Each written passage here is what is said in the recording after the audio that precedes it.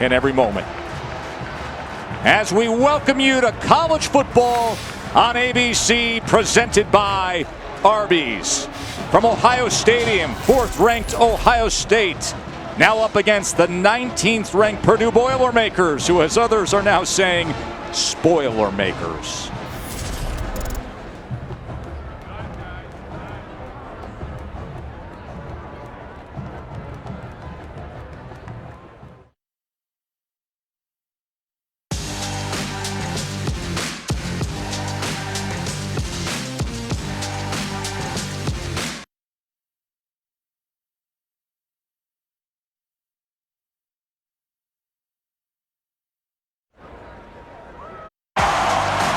It is that November feeling when the horseshoe is pulsating with pressure.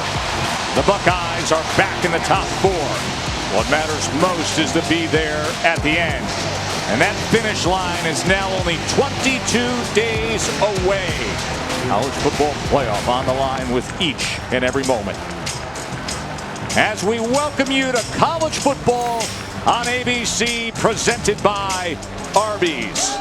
From Ohio Stadium, 4th-ranked Ohio State, now up against the 19th-ranked Purdue Boilermakers, who, as others are now saying, Spoilermakers. One of the great matchups on this fine football Saturday. Thrown to the end zone, and the ball is on the money. It's caught for a touchdown by David Bell. The Boilermakers with their 4th takeaway of the afternoon, and Purdue comes into Iowa City and stuns the 2nd-ranked Hawkeyes. We're underway in West Lafayette. Boilermakers hit first. They hand it to him on a reverse, now a double reverse, a pitch back to O'Connell. They're going to pass. This is Anthrop. A 39-yard flea flicker. And the chaos continues. Another top 5 team goes down. Yes, Purdue can play with any team. Iowa and Michigan State found that out the hard way. Now Coach Jeff Brom and his fearless group boils up for their biggest challenge. Good afternoon, everybody. Joe Tessitore, as always, with my partner Greg McElroy. This Ohio State roster has talent that'll fill out All-America teams and NFL first rounds. That's down the road. For now, all that matters is winning right now, surviving right now, and avoiding a knockout punch from a Purdue team that has been throwing haymakers all season long. Is there a threat level of an upset alert here for Ohio State today, Greg? You got to be careful. I mean, Ohio State's the more gifted team, the more talented team, but Purdue doesn't care. Every single week, Purdue, they take it like it's a one-game season. This week, no different. That's why they've dethroned teams in the top 5 already on 2 different occasions this year. And you think back about this rivalry, this historical significance of Ohio State and Purdue. We all remember 2018, what happened when Purdue destroyed Ohio State. Remember 2012, the Kenny Guyton game. Purdue, for whatever reason, has been able to play with and in some cases beyond Ohio State in the past. And it's a scary game for Ohio State if they don't play much better in the red zone and much better offensively. With more on Purdue, here's Katie George. Well, guys, life is all about learning lessons. After Purdue beat Iowa, David Bell told me that he and his teammates held on too long to that win, and it resulted in a loss the following week against Wisconsin. So after they beat Michigan State, George Karlaftis addressed it immediately. He said, you got one night to enjoy this, celebrate, but tomorrow all eyes turn to Ohio State. They showed growth, maturity. Michigan State was not mentioned once last week, and this is a team that loves to play spoiler, guys. Do they ever, Katie? Ohio State won the toss. They elect to defer. Sheffield and Anthrop back for the Ruggles kick.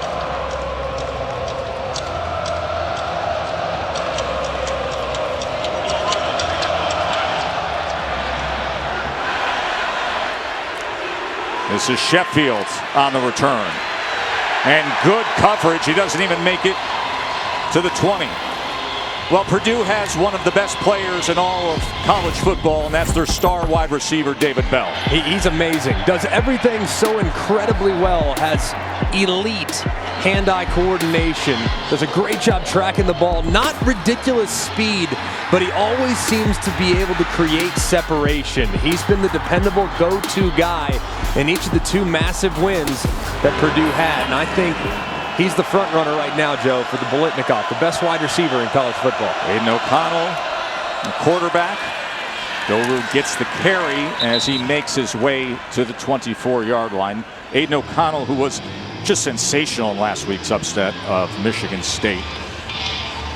40 completions, over 500 yards, 3 touchdowns, no interceptions.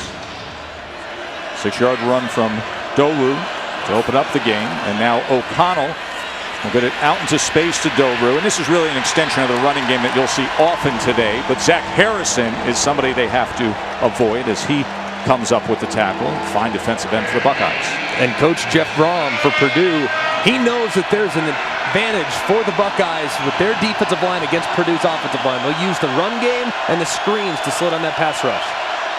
3rd and 6, quickly to the outside, but it's incomplete as he couldn't connect with Bell. It's a good start for the Ohio State Buckeyes. Give up the positive first down run, but buckled down there on 2nd and 3rd down. Good coverage there on the back end to force the incompletion.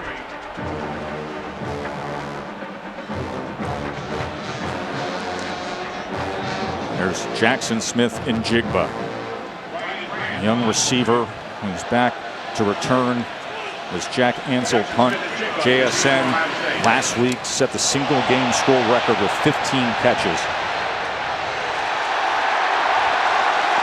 And just a shanked punt there off the side of the foot for Ansel, and he was kicking into the wind. It's gusty right now, very gusty on the field here in the Horseshoe. Only goes for 16 yards, Greg. That wind is actually blowing from the far right corner all the way across the field at a diagonal. And that's exactly where that ball got pushed. So blowing into Purdue's face as they punted that one, and Ohio State starts off with outstanding field position. For C.J. Stroud, the redshirt freshman quarterback, who is coming off his 3rd 400-yard game of the season.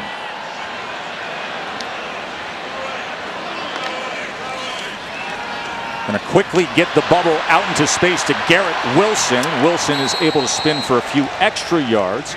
He was physically unable to play last week against Nebraska. Leads the team with now 44 catches on the season. And he's their most explosive playmaker. Of course, Jackson Smith-Njigba, the slot wide receiver, and Chris Olave form the deepest wide receiver core in the country. Sprint left with tempo as they get the first down to Chris Olave. Right now, between the 20s hasn't been a problem for Ohio State's offense. They've been very efficient in the open field. However, the closer they get to the red zone, each of the last 2 weeks against both Penn State and last week against Nebraska, the red zone is where they've had some woes offensively. Just 2 touchdowns in their last 9 red zone penetrations. 2 quick completions already at the Purdue 25-yard line. Henderson goes ahead for 3 yards. George Karlaftis with the tackle. Karlaftis, a dynamic force on that Purdue defensive line. And you see Travion Henderson there, the true freshman, so explosive. And he has been, you want to say bell cow, I mean, my goodness. For the most part, Master Teague, who's unavailable today because of injury, and Maya Williams have been an afterthought as far as the run game's concerned. This true freshman has taken this running back room and made it his own. Henderson on 2nd and 7 only gets a yard that time as Jamari Brown makes the tackle. It'll be 3rd down and 6. Year number 3 for Ryan Day. Undefeated in Big Ten games, 21-0.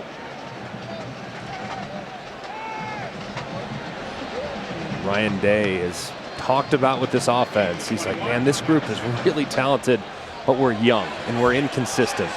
Trying to find the right formula, the balance between run and pass is something that he's trying to figure out. He's going against a fairly experienced Purdue defense, especially along the line of scrimmage.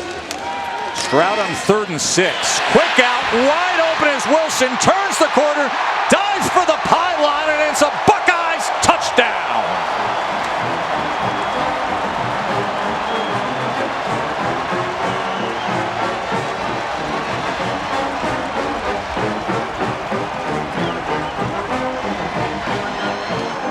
Seventh touchdown of the year for Garrett Wilson.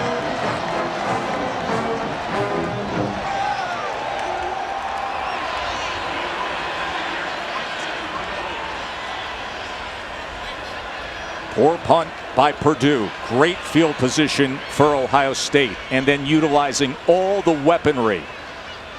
Olave and Wilson and C.J. Stroud brings them right down the short field.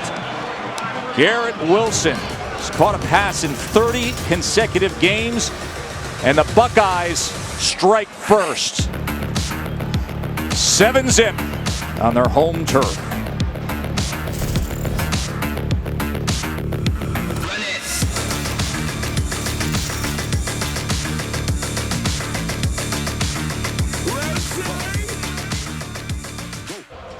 And this is locked on the outside with the corners and the wide receivers. But what makes this very difficult is you get the outside receiver on an in-breaking route, which brings the corner and collapses the corner inside, and there's nobody in the flat for Wilson, who catches the easy out route and takes it upfield for the score. That's a nice design to take advantage of one of Purdue's main coverages. And so safety Cam Allen, number 10 there, is about 12 yards away at that moment. Let's go down to Katie. Well, guys, it's been a challenging week for Aidan O'Connell. As he was preparing for this game, his mother, Kathy, prepared for what was hopefully the last of countless surgeries and what has been a long road to recovery after a car accident almost took her life a year ago. Kathy was in surgery yesterday as Purdue landed here in Columbus. Aidan was getting updates throughout from his dad, who is by her side. I'm told all went well, and Kathy's watching her son today from her recovery room. Aidan said his mom's courage has been so inspiring. He's certainly thinking of her today as he tries to put it together another brilliant performance against a top-ranked team.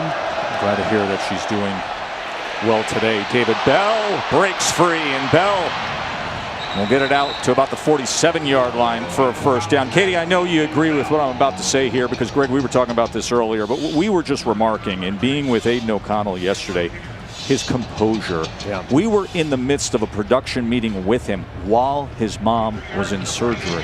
Yeah, hour number 2 of a 5-hour surgery, and he said that it was a very difficult surgery, and one that he's obviously very, very proud of his mom for being able to be as positive as she has in the face of adversity. I'm telling you, I've never met Aidan O'Connell. I didn't know who he was prior to a couple years ago, watching him in bits and pieces as a starting quarterback. But my time with him yesterday, the 20 minutes that we spent, I'm blown away by his composure and the ability to compartmentalize the challenges that he's going through and not allowing it to affect his performance throughout the course of the week and today. I know his teammates are proud of him as well. Owen Wright with the 6-yard reception, setting up a 2nd and 4 for Aidan O'Connell.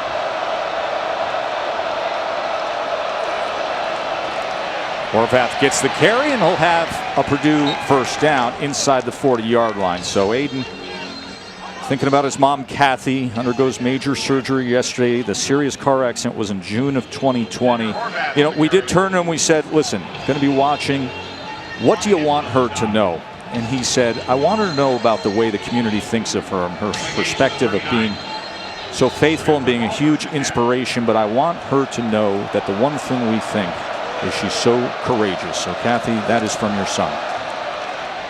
Carry is Jackson Anthrop. Last week, he was part of that incredible trick play, Greg. They called it Money One, that flea flicker into the screen pass that he took 39 yards, weaving through the Michigan State defense for a touchdown. Yeah, this guy's just a great football player, and he can do everything. And they put a lot on his plate. This young man, and you'll see him. He's motioning, he's moving, he's at slot, he's in the out wide, he's at running back. This guy is a tremendous football player, and they use him a lot of different ways. He's kind of the key that makes all the different looks that they'll throw at the opposing defense, makes them difficult. 2nd and 6, quickly to the outside, and Wright's able to shake free for a moment and has the first down. Denzel Burke finally corrals him. You know, you mentioned that play with Jackson Anthrop, that trick play that was like the play of the week in college football last week. It was Milton Wright who made the great effort with the downfield block. He was all the way in the backfield. All of a sudden, he's darting down to pick up a block. Yeah, he was the one that pitched it back to O'Connell. I mean, this is a guy with a ton of speed, not the most consistent with his hands, but has gotten better and better each and every week. First down throw, O'Connell, back shoulder, and inside the 10 to David Bell. And are they saying this is incomplete? They are. He lost it right at the end, didn't he? He did. Looked like he had it on the back shoulder, but it's a great job there by the corner Denzel Burke breaking it up. The freshman, breaking it up, staying with it. And let's see.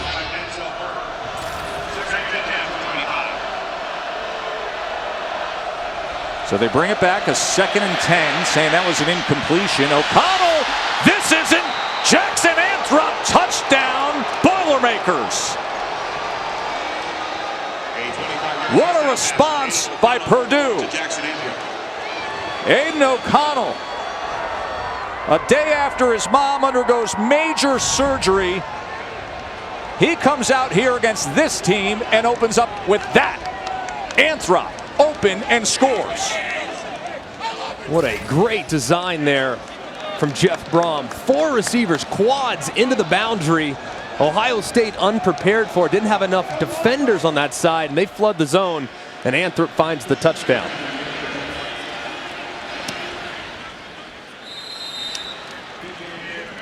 So Anthrop, week after that trick play they called Money One, he was money right here. 25-yard touchdown catch from Aiden O'Connell. 7-7 early on in the Horseshoe.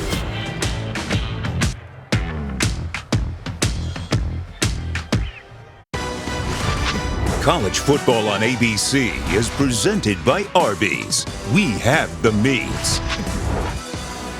Talk about football history between these two schools. How about the history with astronauts? Neil Armstrong, first man on the moon, Purdue alum, and Nancy Curry Gregg, Robert Lawrence Jr., astronauts who are Ohio State alums. We've got a 7-7 game here. Purdue, their first drive was 3 and out and then a 16-yard punt. And all of a sudden they come down the field, 7 plays, 75 yards. O'Connell looked great, 4 of 5. He had 62 of their 75 yards, including hitting Anthrop with the 25-yard touchdown.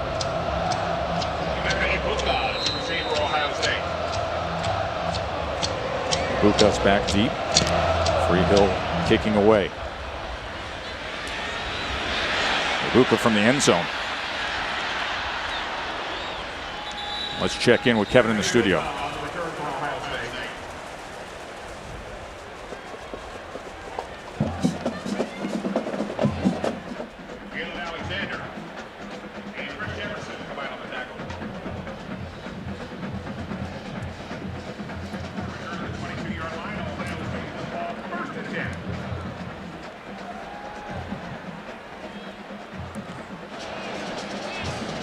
Thank you very much, guys. A lot of people this week, they were saying, hey, it should be at least interesting to see that Tennessee offense against the Georgia defense. Yeah, and that's the most explosive offense that Georgia's seen this year. I mean, their defense allows, 6 points a game? So Tennessee already above the season average against that Bulldogs defense. C.J. Stroud as he gets it out to Garrett Wilson. Wilson, who had a 21-yard touchdown to open up the game. Mackey with the tackle of Wilson. As you look at C.J. Stroud, the thing that jumps out when you look at his skill set is just how quick his release is. Sometimes when guys have a release that's as quick and as short and as compact as C.J. Stroud, they lose velocity. Not the case. This guy's release is ridiculous, and yet the ball still jumps out of his hand. JSN coming around, and he finds space. Jackson Smith and Jigba.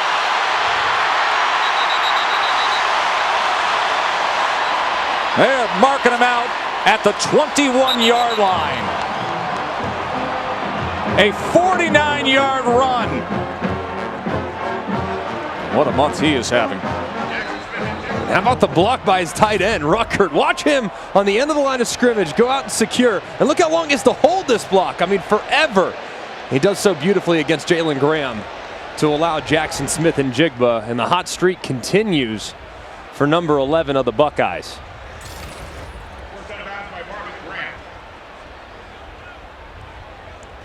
Tell you what, as you see Jalen Alexander banged up, one of the most productive tacklers that Purdue has, a guy that they have to have there at the second level.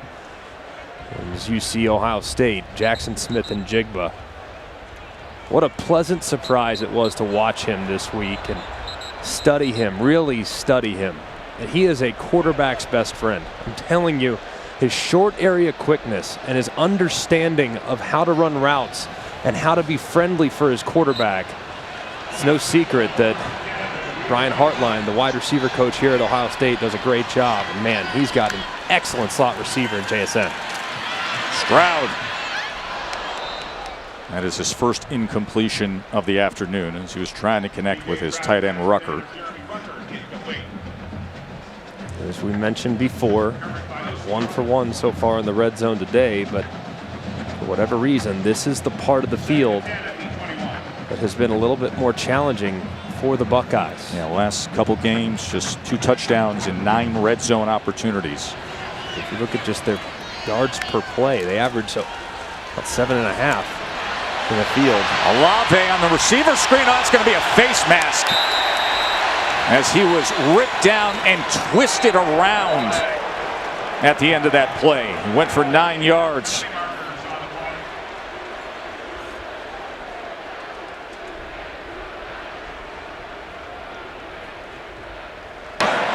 Personal foul, face mask. The penalties are close to half the distance to goal.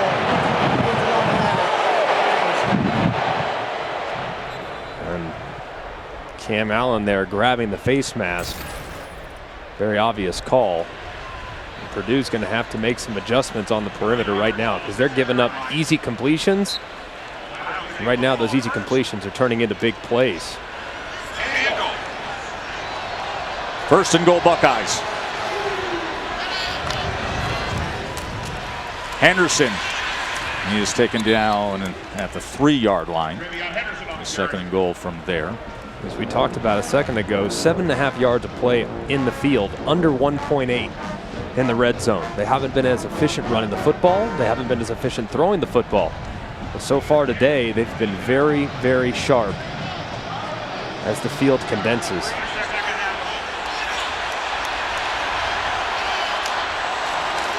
Second and goal, Henderson probing that left side and getting a push. And he's in. Touchdown, Ohio State.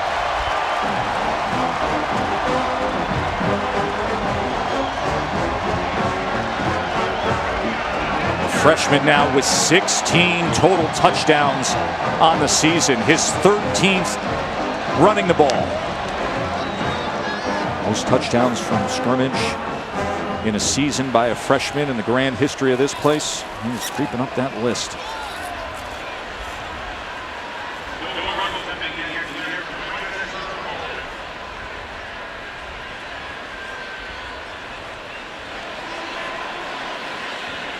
Good looking scoring drive from Ohio State. Jackson Smith and Jigba had the 49-yard play. That set it up. And then the superstar freshman pushes that pile. Gets a little help from the big O-line. And Ohio State is back up 14-7 Bucks.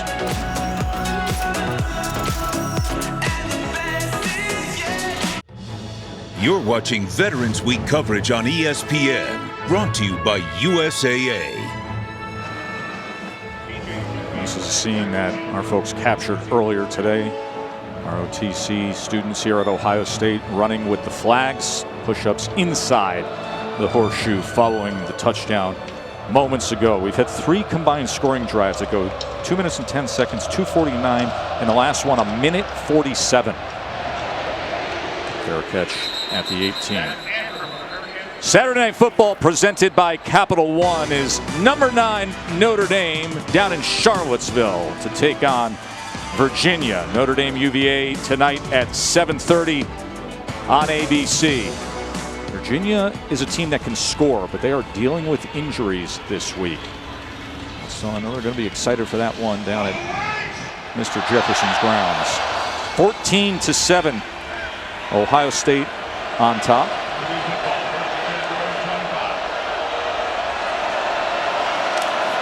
O'Connell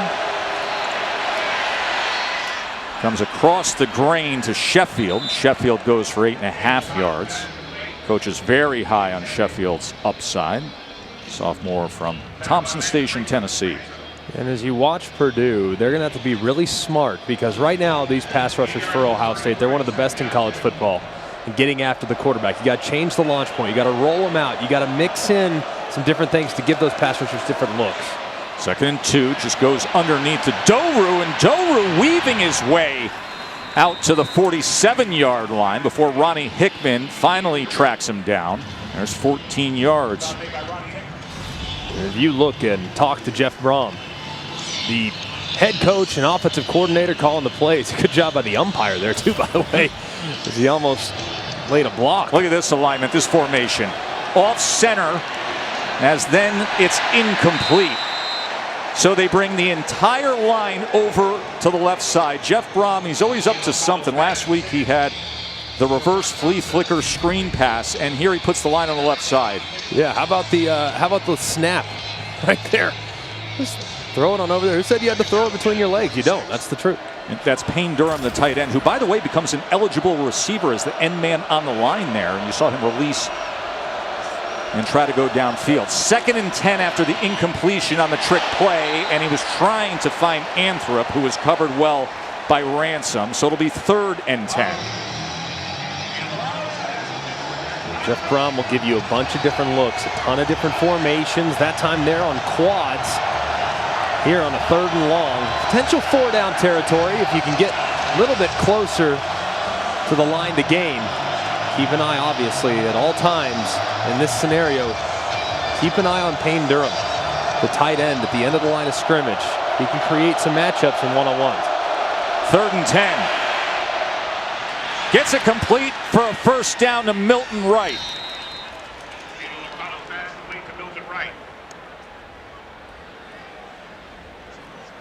Just a great throw and a good route. Look at him slip inside on 7. Banks, and well-timed throw by Aiden O'Connell. Ball's delivered right as Wright is coming out of his break. Just tremendous anticipation.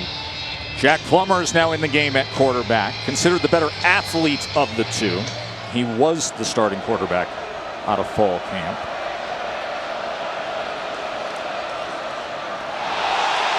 Fumbled and recovered by the Buckeyes. Jerron Cage with the recovery. So Jack Plummer comes in the game, and on the very first play, bad exchange as Doru couldn't secure it, and Cage jumps on it. King Doru didn't know he was getting the ball. Look at the running back's right arm. He's almost faking it. You see him duck down. He's not even looking at the ball, nothing.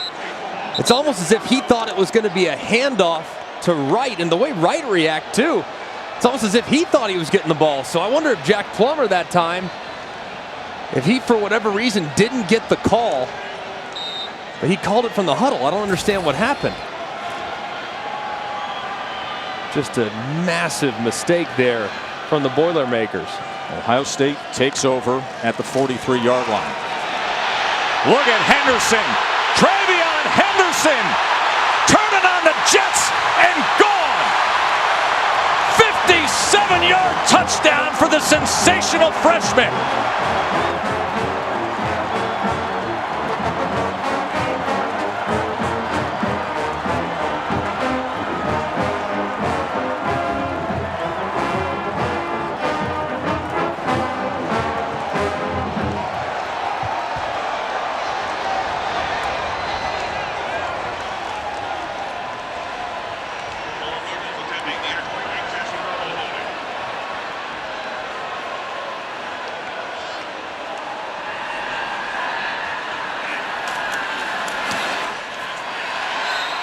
Fumble on one end, explosive game changer on the other.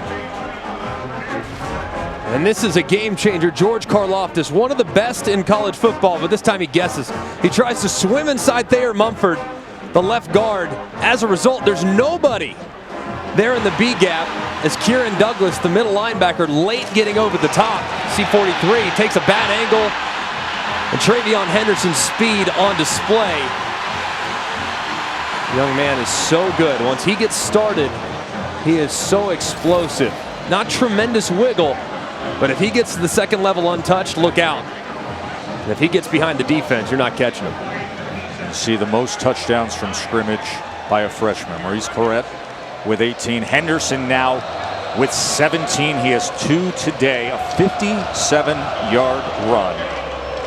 He now has 4 runs this season over 50 yards. He has shown that game-breaking ability since week 1. He did it against Minnesota. He took that screen pass, went 70 yards. Everybody said, oh, watch out. They knew he was going to be special. He has been over-delivering. 21-7 Ohio State.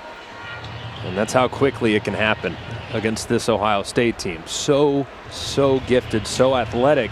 You make one mistake against Ohio State, it's like making 7 mistakes against most other teams in college football. They just have so much firepower, and you just can't give them freebies like Purdue did on the last possession. O'Connell back out there at quarterback. Remember, he was not the quarterback with the turnover moments ago. They put Jack Plummer in for 1 play. There's a miscommunication with the exchange. Cage came up with the recovery, and you blink, and all of a sudden it's Ohio State going the other way for 7. Horvath goes for 5 yards there. And no need to panic if you're Purdue. You have to stick with your game plan. So far, you've made a mistake. Ohio State capitalized. You can still run the ball. You can still give them different looks. But this is an important drive for the Boilermakers. 2nd and 5. O'Connell as he goes to David Bell, and that's a first down. David Bell, who we told you has had the big moments in the big games. The upset of number 2 Iowa, had the 4th quarter touchdown, had 240 yards last week against Michigan State, 217 yards in that upset win. He's terrific. So reliable and such a fierce competitor. Talking to Jeff Brom yesterday, he goes, yeah, he got hit pretty good against Notre Dame, had to miss the Illinois game, but so this young man fights, he loves contact, he loves to play the game. Horvath can't get out of the backfield as he was wrapped up immediately and taken down. As you saw Chambers coming up with the tackle. Steele Chambers, who had the last-minute interception last week against Nebraska that put the game away. 6 tackles in that game as well.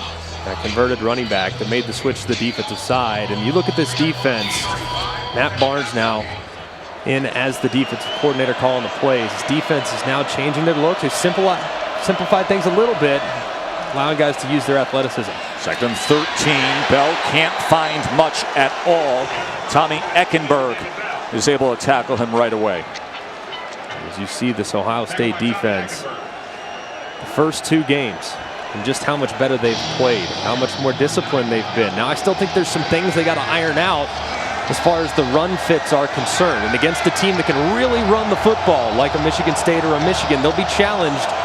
But they have made drastic improvements in attacking and being able to create negative plays like interceptions over the last several games.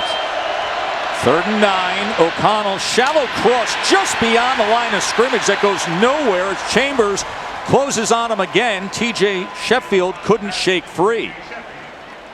So Matt Barnes and this defense doing their job. Took over the play calling duties earlier this year from Kerry Combs, as we've discussed, but such a talented group with Larry Johnson managing the defensive line and Al Washington handling the linebackers.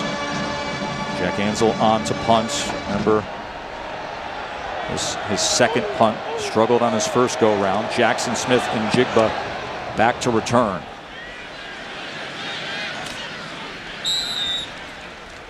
Now for today's Aflac trivia question.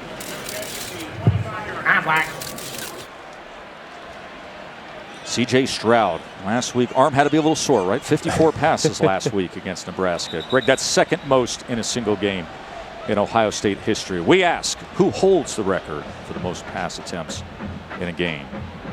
Wow. 54 passes last week. He was 36 of 54. Went for 405 yards, had a couple of touchdowns, did have 2 interceptions. Hadn't thrown an interception in the previous 4 games. I think this Ohio State fans from Ohio State are a little frustrated that number is as high as it is. I think they'd like to see a little more balance. I think Ryan Day would like to see a little more balance. But last week, obviously Nebraska did a pretty good job at the line of scrimmage, made it difficult to consistently run the football, as Ohio State has to call a timeout because they had some miscommunication between the sideline and their offensive huddle. Well, that is the perfect pause for us to answer the Aflac trivia question.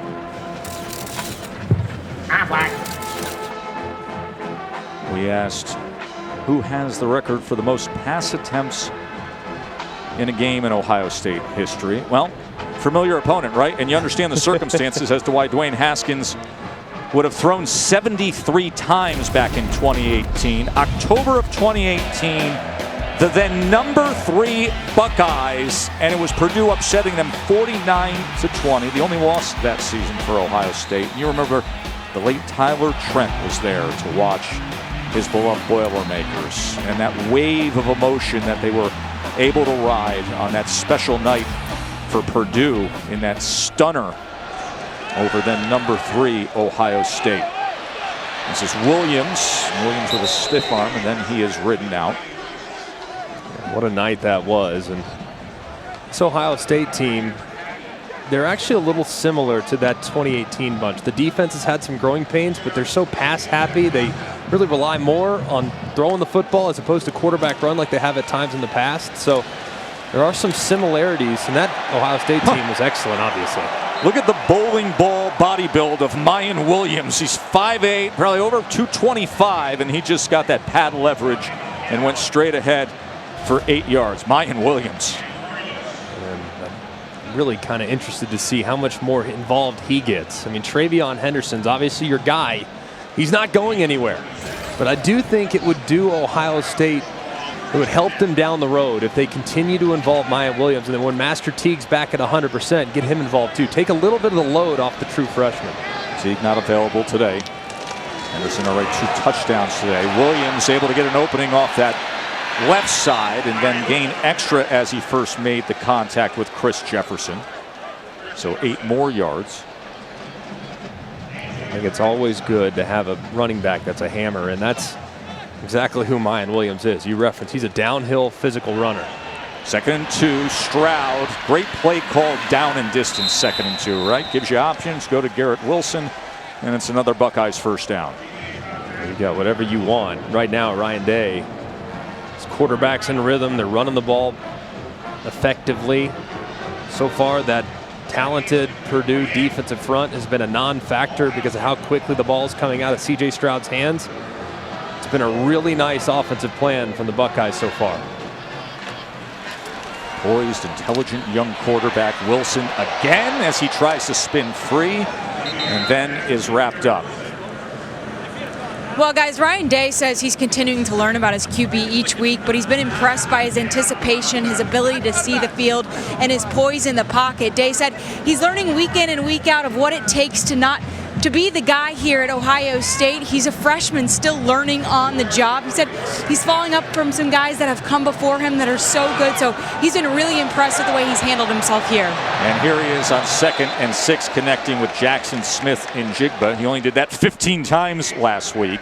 And Katie, you continue that conversation with Ryan Day yesterday and talking about how C.J. Stroud has really developed his voice. He's really not afraid to use it as a young leader on the team, that his confidence grows more and more.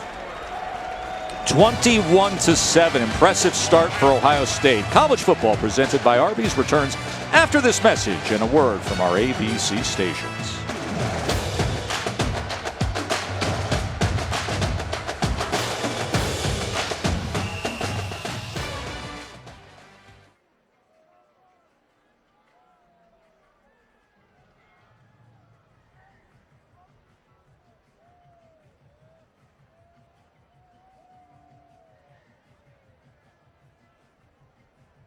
Always talk about how quickly things can change. You mentioned how quickly they can change when you're playing a team this explosive like Ohio State. So all of a sudden we go from 7-7, Henderson scores, and then this key turnover. Next thing you know, there goes Henderson. He's in the express lane.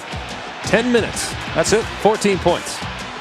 Pretty impressive just how quickly it can happen. Ohio State can pour it on you if you make mistakes. Purdue so far 2 mistakes. Bad punt, shanked punt, and a fumble. And now Stroud to start the 2nd quarter as he gets it incomplete. He was trying to connect with Jackson Smith-Njigba. Purdue's got to find an answer because right now everything that Ohio State has offensively has been working. They've been able to run the ball both between the tackles and on the perimeter. The quick passing attack has been extremely efficient for the Buckeyes. As you can see right now, every time they snap it, they're getting a first down. 10.8 yards per play. Smith-Njigba's in the backfield here on 2nd and 10. 206 first quarter total yards for Ohio State.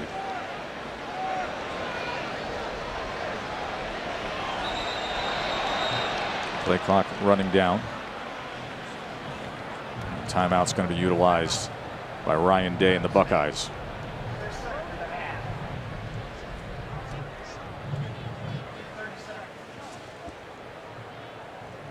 It was interesting this week. There was actually some criticism of C.J. Stroud, this first-year starting quarterback who's been putting up such big passing numbers that his name popped up into the Heisman conversation. And then, some Ohio State reporters and fans are saying, but he doesn't run the ball.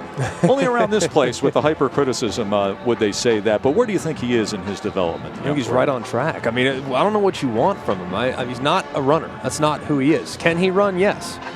But he's best at staying within the pocket and distributing. And that's where he's at this point. Now, last week, if we're going to be real honest, I don't think it was his finest hour. I didn't think he saw the field very well. I thought he got a little locked in on wide receivers and tried to push it and tried to take a few too many chances. Today, he's just getting the ball out and allowing those wide receivers, that talented wide receiver core, the opportunity to play in space. That's where he's at his best, and certainly looks that way today. Off the timeout as JSN rotates back. Well, guys, I asked CJ about running the football. He said, it's not like I'm never going to run the football. I'll do anything it takes to win. He said, I'll run the ball 10 or 20 times a game if that's what's needed to win. But against Nebraska, the opportunity to run the ball did not present itself. That's why I made the comments post-game. But he reiterated that he's capable of running the football well, but more importantly, he's willing to do so when it makes sense. Yeah, that comment post-game, if it was my job to run the ball, I'd be a running back. I'd throw the ball for a living. 3rd and 6, and here he is throwing the ball shallow underneath and picking up the first down, and Garrett Wilson.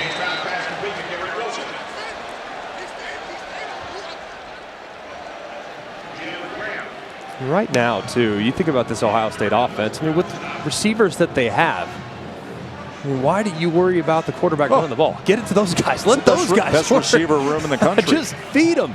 In one-on-ones, I mean, these guys can make guys miss and turn what would be a 1-yard gain into a 95-yard touchdown. So I think he's playing great and continues to excel. The empty look, things were crossed up between Olave and Wilson. C.J. Stroud pass intended for Chris Olave. Big 3 receivers for Ohio State. Smith-Njigba put up the huge numbers last week. Olave and Wilson, they're going to be cashing paychecks in the NFL soon enough, but just sensational stats. I think just how they complement each other, too. I mean, Olave, I would like to see him tighten up his route running just a hair. He's so smooth. Wilson, the explosiveness, and then JSN, the outstanding feel for the slot.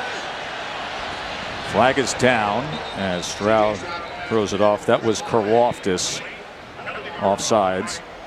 He was a little anxious to try to get after C.J. Stroud.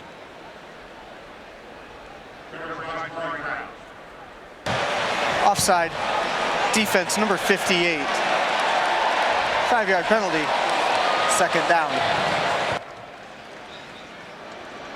And that's Branson Dean, who is undersized there in the middle of that Purdue defensive line. They list him at 6'2", 275. We had a good laugh with the defensive coordinator, Brad Lambert, say, all right, what does he really weigh? He would not confirm, but we're thinking it's about 260, 265, but very active, athletic defensive tackle. That undersized defensive tackle with quickness has become obviously a huge part of the NFL's defensive style, and they're using it there for Purdue as well. Stroud on 2nd and 5. Look at how wide open JSN is. And Ohio State has found their rhythm. 4 possessions, 4 touchdowns.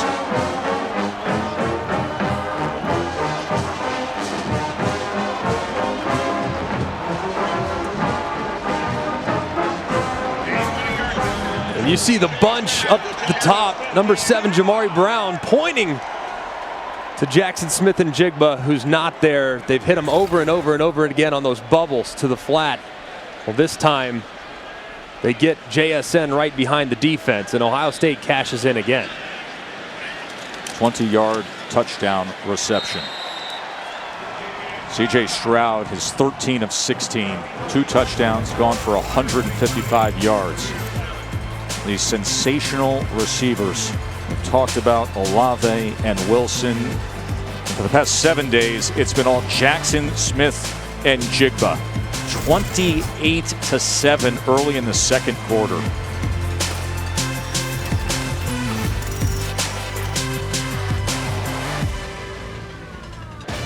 From here in Columbus, Ohio, you're watching the Big Ten on ABC.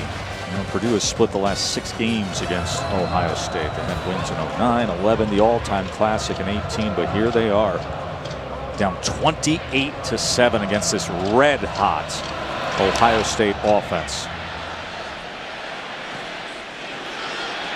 It's a live ball. It's got to be fielded, and finally it is by Jackson Anthrop, and Ohio State is claiming that they have it. And they do. Buckeyes football.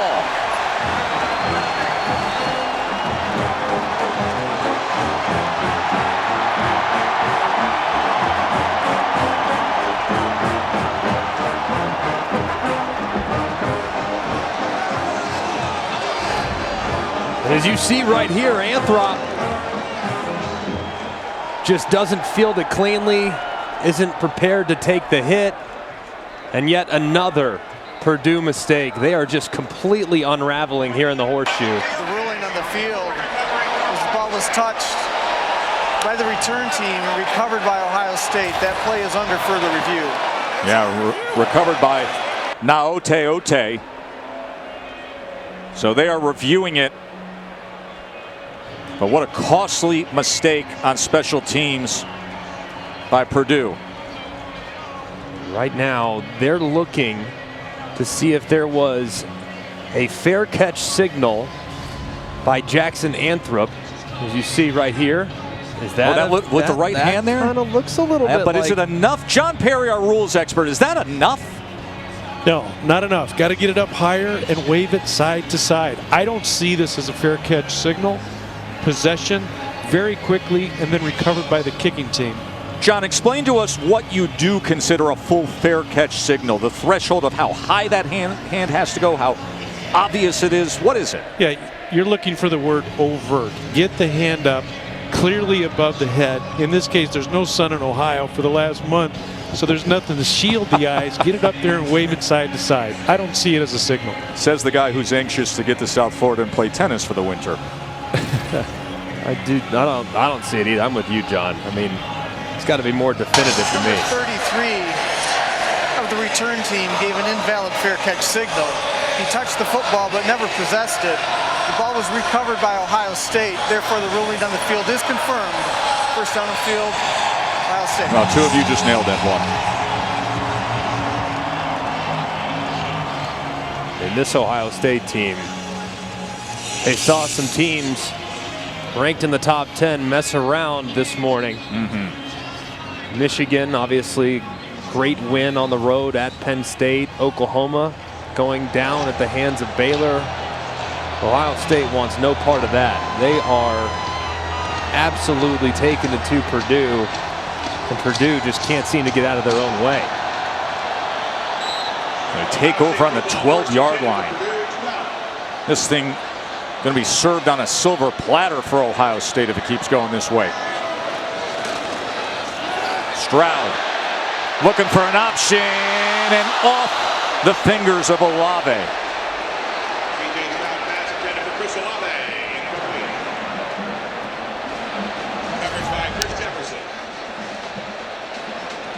It's a good throw, one that you'd think Olave would make. Slightly behind, obviously, but he's one of the best receivers in college football. That's one that you'd think he'd be able to reel in. What I liked most, though, was the running back actually in the flat. He was wide open, probably could have gotten the ball after it fell incomplete. He didn't say, "Why did you throw it to me?" He actually ran back to his quarterback, said, "Man, keep throwing strikes." Love that interaction between the 2 freshmen. Stroud on 2nd down.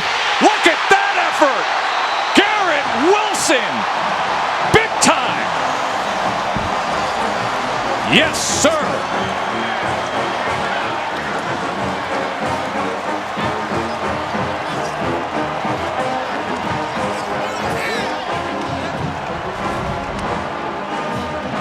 How about that catch? Woo! Unbelievable extension. Welcome back, Garrett Wilson.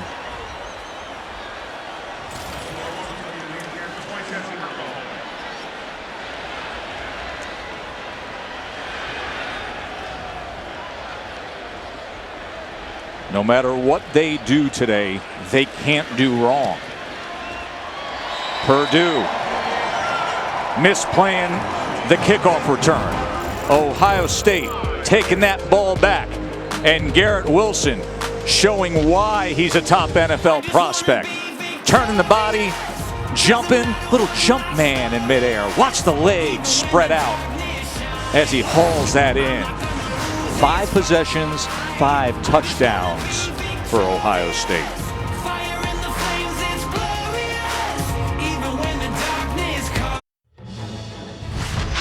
College football presented by Arby's on ABC is brought to you by USAA. This Veterans Day, we invite you to honor all who serve with a simple act to show your thanks. See how at usaa.com/Veterans Day. Heartfelt thank you to all of our active military and veterans for their courage and commitment, including those on this production crew. Kelton and Freddie and Jonathan and Ron. How about that? Look at that second picture there, the old black and white of Freddie Clout. Legend. Great photo there. Absolute legend. He was an Army staff sergeant. Kelton was a Navy petty officer, 3rd class. Ron was also in the Navy. And Jonathan, an Army staff sergeant as well.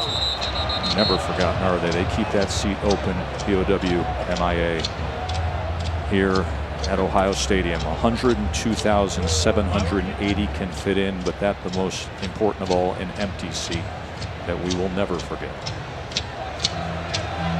Ohio State has run 25 offensive plays. 18 of them have been in Purdue territory, Greg. 18 of the 25 plays have been on the other side of the 50.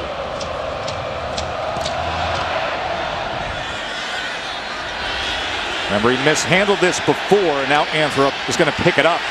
And all the way back at the 10-yard line, have to work his way out to the other side. Let's check into the studio.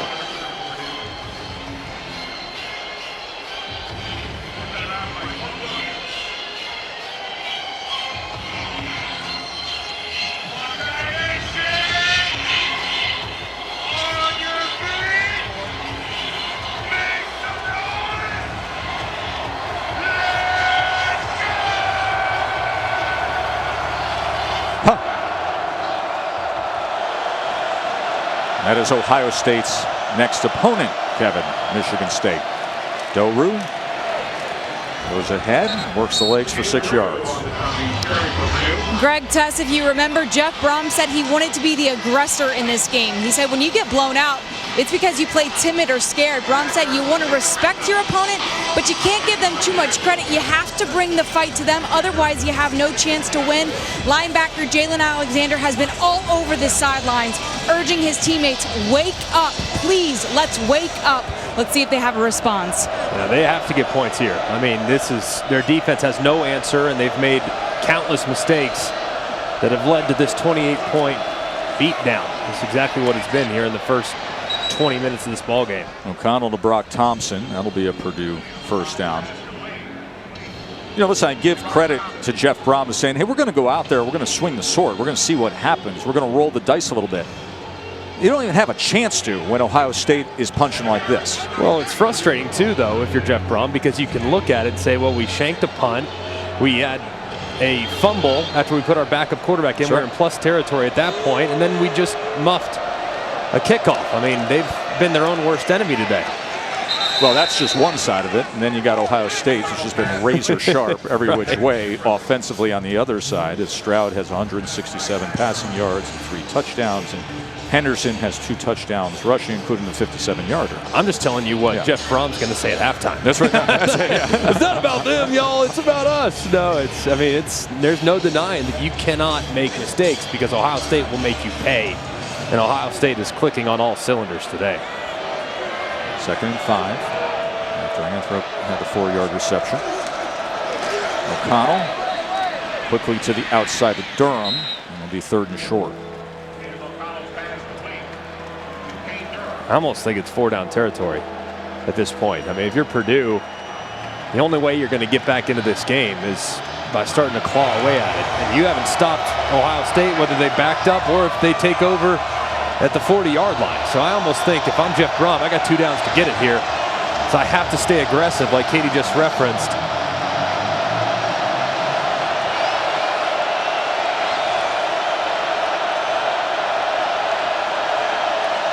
Third and 4. Quick strike on the slant, and they do move the chains as David Bell gets the reception. A good conversion there. David Bell working against one-on-one coverage. Denzel Burke, tough assignment for the true freshman. There's Anthrop as they get it quickly to him, and he makes his way to midfield.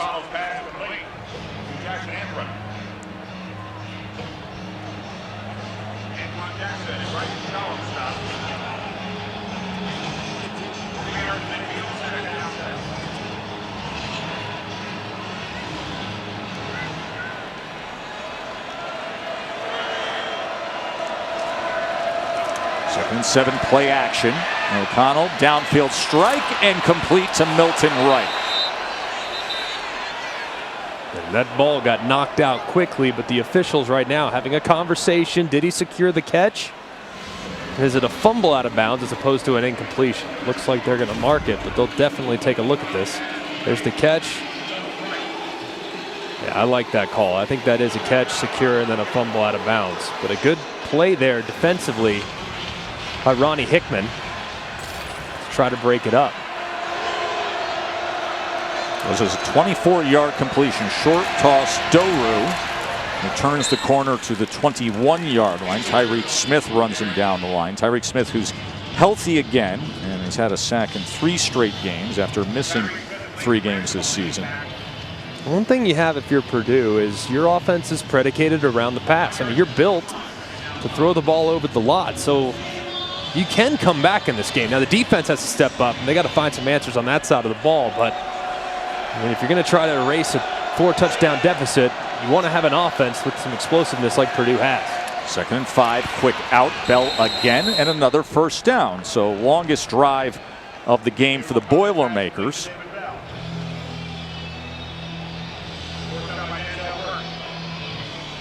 Nine-yard completion to Bell.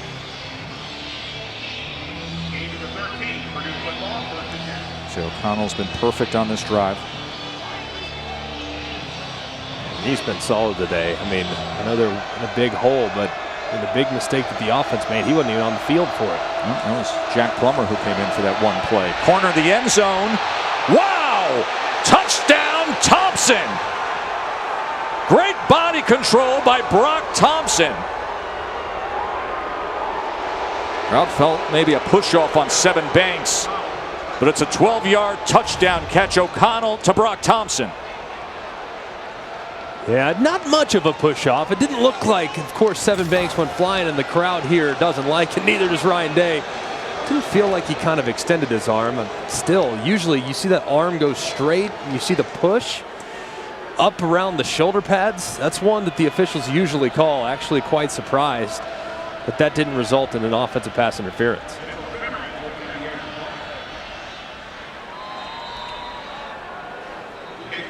There's a flag down on the point after.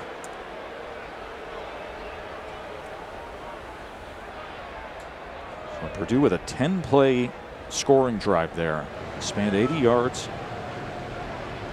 O'Connell spreading it around. The try is good. Personal foul, leverage. Number 92 of the defense. That penalty being forced on the succeeding kickoff. Timeout. Brock Thompson has started his career at Marshall, dealt with injuries early on. He's come to Purdue, he's come up with some big plays in some big games. And how about this catch? 35-14 at this point here in the second quarter. Ryan Day wanted that push-off. Not going to happen. Still a 21-point margin.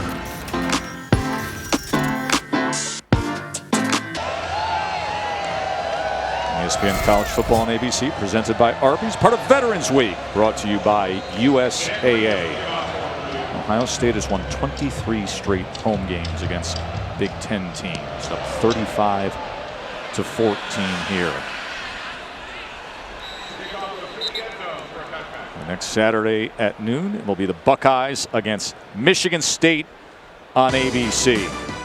Ohio State has won 5 straight against the Spartans. What a game that's going to be. And just a moment ago, the reaction on the sideline after the Thompson touchdown, thinking there wasn't OPI, is just classic. Look at the background, though. Ryan Day's reaction, I can't believe that wasn't offensive pass interference, but I'll show you what really sums it up. This right here. That face really sums it up. I can't believe that wasn't pass interference. It's pretty good on the sideline there from Ohio State. There's the bubble to the outside to Jackson Smith and Jigba. He is wrestled down beyond the 30-yard line by Mackey. Well, you want to see what a perfect day of offense looks like. Put up the drive chart for Ohio State in this first half. They have been magnificent from the start. Just ridiculous. I mean, running and throwing it. And of course, they've had great field position as well. And they've had this guy, the freshman, Trevion Henderson. He's got a couple of touchdowns at the 57-yard line, tackled there by Marvin Grant. And this is a spot, too, for Purdue. I mean, George Karlaftis, best player on your team, arguably. David Bell might have an argument for that, but your defensive end, your future first-round pick, he's got to be in a position to make a play. He's been quiet today, guessed wrong on the big Trevion Henderson touchdown run. And he's got to make a play at some point because this defense needs some life breathed into it. I mentioned first-round pick coming up for him. Kuiper just came out with his new prospect list for the draft. He's got him number 21 overall. Stroud tiptoeing that edge is Chris Olave for a completion just short of midfield. 13 yards and another Buckeyes first down. It's a great job by Olave. Makes it look easy. Gets both of them in. He'll count next year, too, when he's in the league. Good awareness of where he was on the field. And another very accurate throw from the quarterback, C.J. Stroud.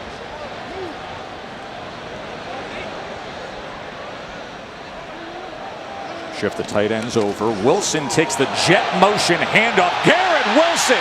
Here he goes. Goodbye and hello end zone.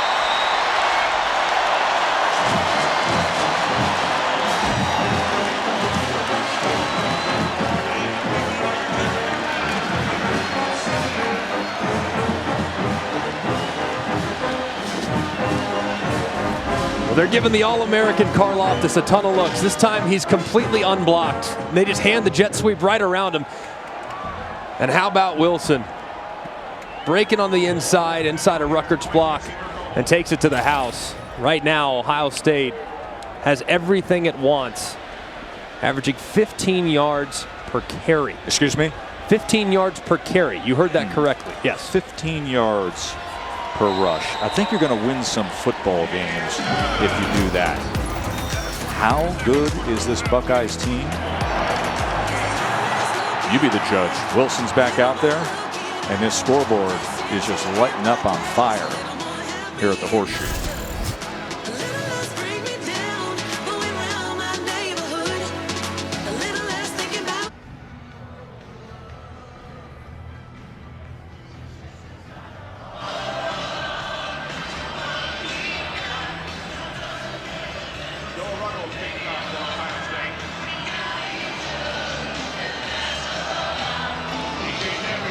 Kevin and Boog, Ohio State has only taken 2 third-down snaps. Think about that. Only 2 times have they taken a third-down snap. I'm going to reset this thing. Noah Ruggles was lining up for the kickoff, and I think the ball came right off the tee. Watch this. Look at that thing. Ball comes off the tee as he's trying to kick it. At first, I thought it was a surprise onside. I'm like, really? At 42-14? Sure enough, ball just tips over a little bit. Usually when I whiff my driver, I try to blame it on the ball moving, but it doesn't often move. But that time, good excuse. If you're wondering, by the way, was that technically a legal kick? Did they officiate that right? Absolutely they did. And there's the right way to do that.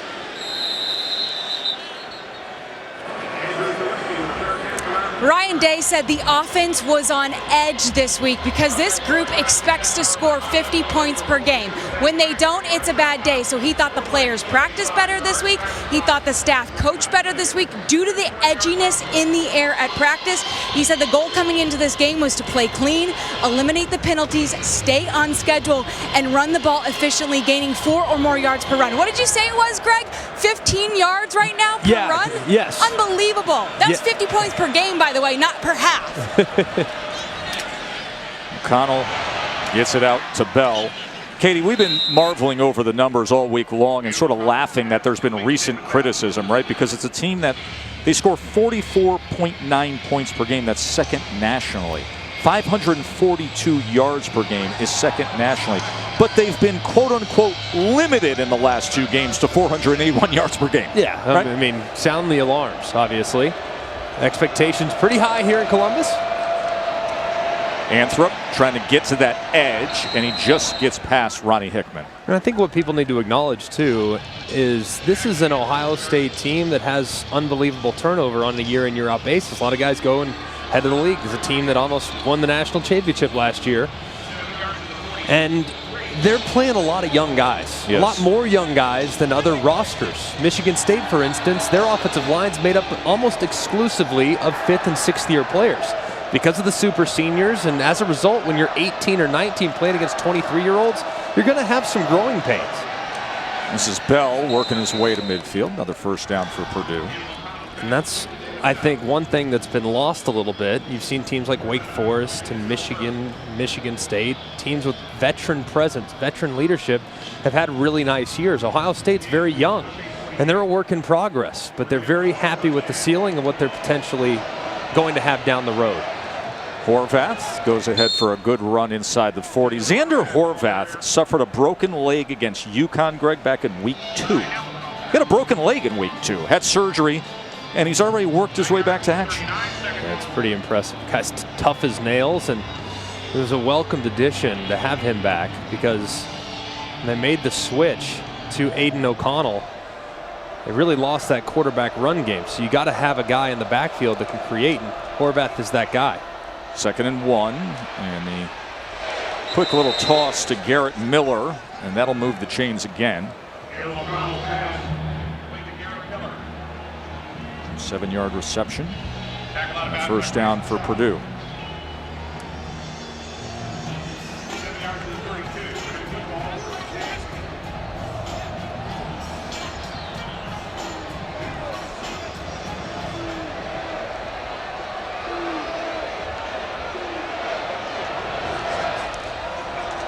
O'Connell to the outside. This is to Payne Durham, who Coach Brom did not hesitate at all yesterday in talking about Durham, saying, listen, he's the team leader on offense. I mean, this is the guy that plays the hardest.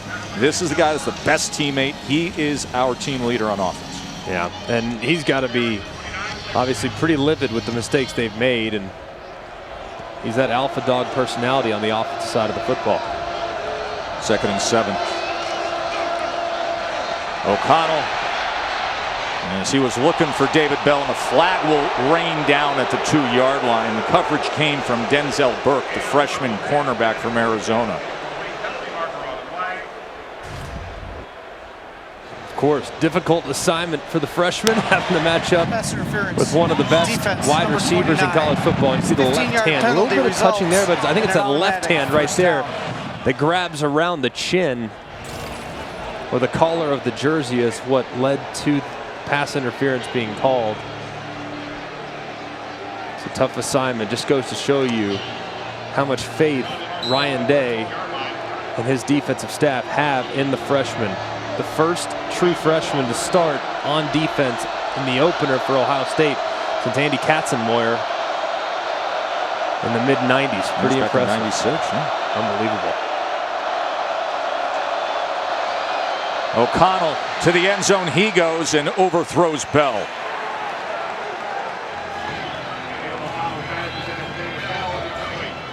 Pat on the back from Bell to the young Denzel Burke. Loaded with wide receiver talent in this game, aren't we? Obviously, we've been seeing the big 3 for Ohio State, and then David Bell. ESPN.com has him top 10 among wide receivers for next April's NFL draft.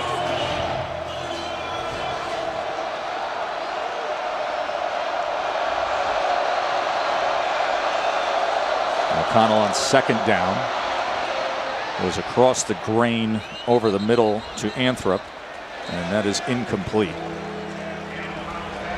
Anthrop thinks that he caught that ball. It's really close. It was low down around the ankles. Let's take the 25-yard touchdown earlier today. See what he comes up with here. Wow. Boy, look at this fingertip effort. Wow. What a catch. I mean, it does graze the grass. Really close there. One that they're going to take a look at here. Boy, on first glance, I think that's a catch. You know, John Perry, we often talk about getting your hands underneath the ball and where you can see the hands and the arms being between the ball and the grass. This is all fingertips. It is, but the rule is pretty clear. You have to have complete control prior to any of this football touching the turf. I like it as an incomplete pass. He does not have firm control prior to the ball rubbing off the bottom of the ground. Man, it's really close. John, I mean, this just goes to show you, because I think it's a catch. And it just goes to show you how there is some subjectivity and there is a little bit of gray area in catch, no catch. It's one of the most controversial topics in the world of officiating. And the NFL has had all kinds of issues with catch, no catch. This, to me, and I see what you're saying there, John, is it touched the ground right there. And John, that right hand where he only has probably 2 fingertips on it, you believe... After further review, the ruling on the field stands as called. Incomplete pass. Third down. You believe that represents enough. Let's say we remove the ground, that he wouldn't at that point still have firm control there with those just 2 fingers with the right hand being loose. Yeah, what the referee looks for is for separation between the hand and the ball. Yes, there are fingertips on the ball, but I don't think he would believe that that is firm control of the football. I like what they did there. Nice job by the crew. Yeah, quick review. Don't waste any unnecessary time. I think had it been called a catch on the field, it would have stood. There just really wasn't anything right there to overturn it. So good job by you, JP. So third down and 10 for O'Connell and Purdue.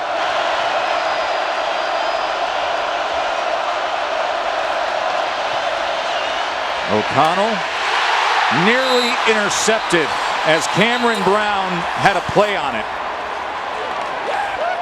Brown, who had a big play in that game against Penn State, had an interception there that set up a late field goal with just 4 minutes to play in that game. Great effort. Great effort there. Just unable to reel it all in. One of the first off-target throws so far we've seen from Aiden O'Connell, who's been very accurate with the football. Mitchell Finneran comes in for a 32-yard field goal attempt. He had 4 field goals, 4 extra points, and a win against Michigan State. And he splits it here to make it 42-17.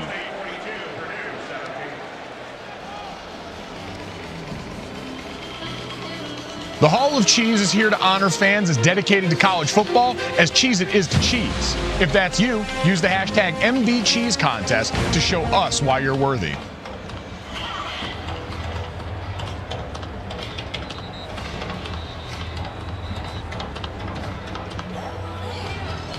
Ohio State, they went on that tear after the September 11th loss to Oregon.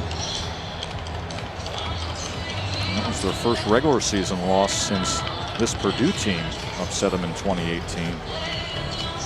They tore through the overmatched opponents. They got the offense going against Maryland and Indiana after that. And then the last couple weeks, a little tighter against Penn State and on the road at Nebraska. And you come back, get Garrett Wilson back healthy and just tearing it up in this first half. 42-17. Ibuka on the return as he spins down just beyond the 25. Kevin, what's up?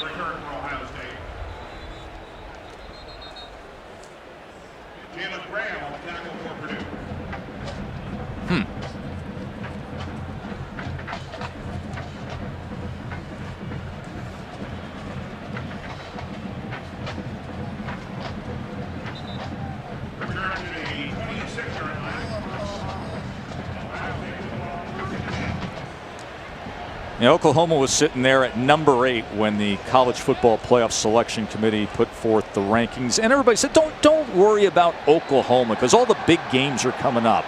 Baylor, Iowa State, Oklahoma State, that Bedlam showdown, Big 12 championship. Well, they didn't get past test 1.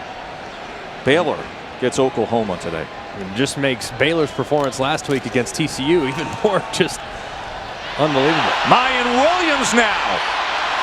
A good run by Mayan Williams.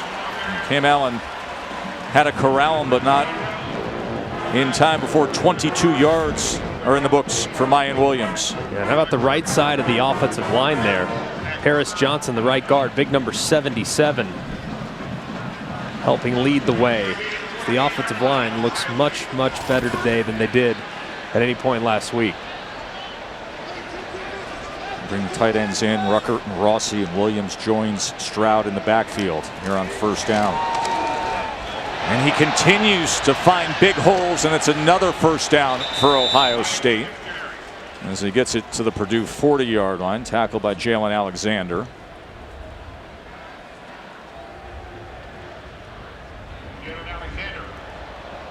As you see this Ohio State offense, I mean, just ridiculous how efficient they've been. Have yet to be stopped. We have the umpire down on the field. Big Ten official Tim Owens is down on the field. I believe a Purdue player ran into him.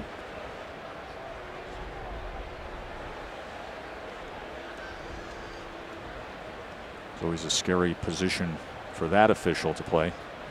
Yeah, and it was, as he was setting the ball down, the Purdue player was leaving the field, and the substitution just wasn't paying attention and just caught him kind of awkwardly as he was standing up. So hopefully he's okay. I'll show you what happened to Tim. And there he is. You see him. Wow. Number 15. John Perry, your father was the head of officials in this conference. You worked in this league. You know it well, and you know the mechanics of the game. What just happened there? Okay, this is just part of the territory, part of what we do. There are times that you're just in the wrong spot at the wrong time. This is a defender that's leaving the field, has no idea that the umpire's there. Umpire has no idea he's there because he just put the ball in the turf, comes up and he gets his head hit, it looks like, or at least the upper body. Hopefully he'll head in, get checked out. Hopefully he'll be good to go for the second half. Yeah, and you can see DeMarcus Mitchell. He didn't even see him there. I mean, his reaction was almost stunned as he ran right through the umpire. And now they make the rotation with the officials to cover for the umpire being out, as this is quickly out to Olave. Stroud with the completion to Olave. 9 yards there. Stroud 3 touchdown passes today, 195 yards. Everybody's gotten involved.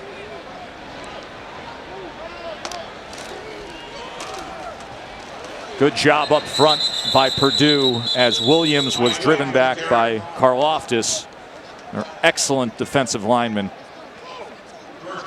Really the first opportunity he's had to make a play. Ohio State's given him a million different looks.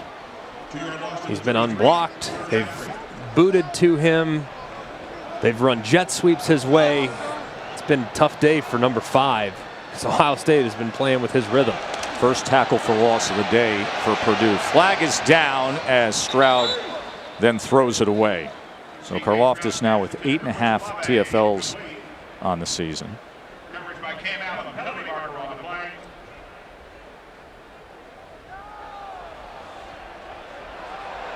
And we got some heated moments up front. Graham, Jalen Graham, and DeJuan Jones. DeJuan Jones, who goes 6'8", 360. And so you're trying to calm down Jalen Graham, the linebacker for Purdue. A very active player. He's trying to state his case as to what happened.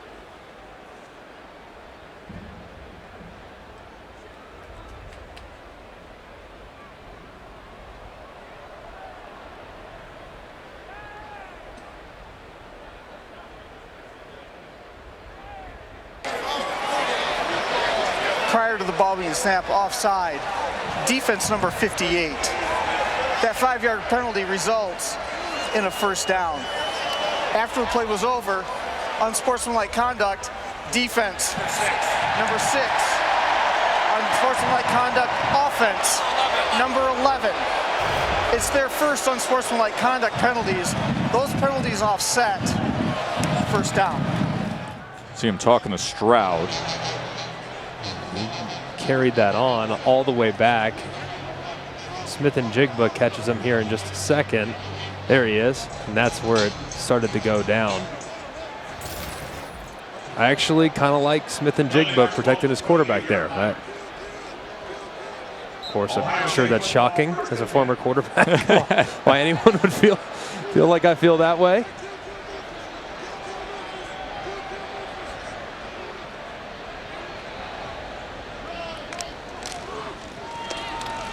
Williams trying to shake free in the backfield and just gets 2.5 yards.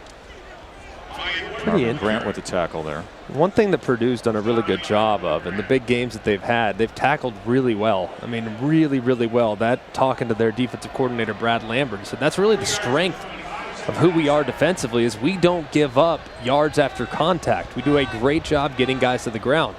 Not the case today. I mean, there have been so many opportunities where Buckeyes made Boilermakers look silly with some of the moves in the open field. Here is Smith-Njigba. Oh, what a move inside the 20.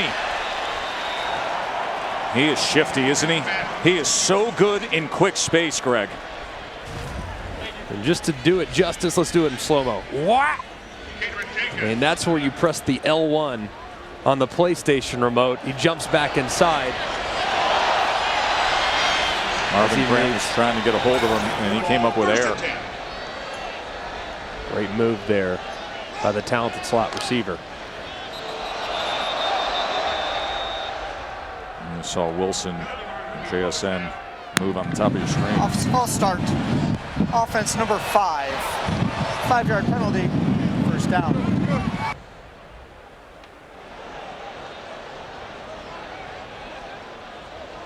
Penalty marks ball at the 20-yard line. First down, 15, Ohio State.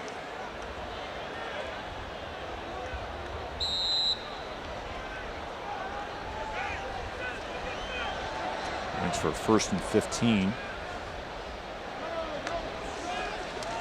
Stroud looking left, goes out there to JSN, and he was wrapped up by Cam Allen immediately. Tackled there in the open field by Cam Allen. And if Purdue's going to have any hope of getting back in this game, they got to play like that throughout the second half. Quick strike to the near side to Olave. Way Marked too out at the 8-yard line. Just way too many big plays given up by Purdue throughout the course of this game. We see Olave here on the sideline. Did he secure the catch? I don't believe he did. Yeah, ball's moving a little bit there as he went out of bounds.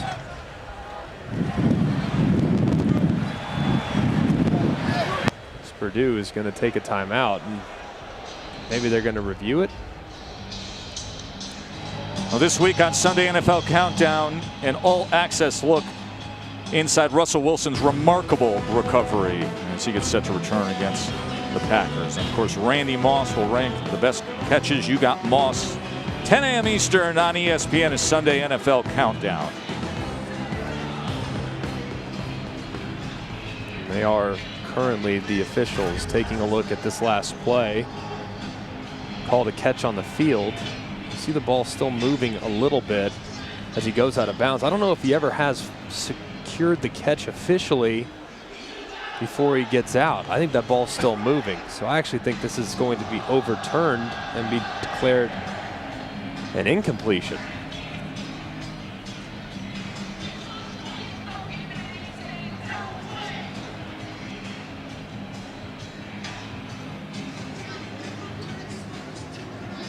John Perry, what do you think? Joe, I've got incomplete. You know, we correlate different things different times during the game. The ball is moving just slightly, and at the very end you can see that there is a rotation of the ball and the hands try to re-cup the football. He doesn't have control of this football until he is clearly out of bounds. I like it as an incomplete pass. Chris Olave has had such an amazing career. 158 receptions now in his Ohio State career. That is top 5 all time.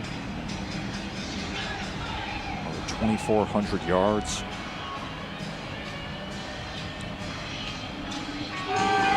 A word, that descriptive that keeps coming up. You said it yesterday when it comes to Olave, is smooth. So smooth. I mean, just outrageously smooth. Almost to the point where he's so smooth it's almost hard on the quarterback because he never really declares or indicates when he's going to get in and out of breaks. The guy just glides. It's amazing to watch. After further review, the ruling on the field has changed.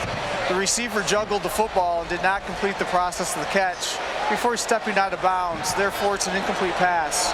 It'll be 3rd down and 8 at the 13-yard line. Game clock operator, please reset the game clock to 28 seconds. 28 seconds.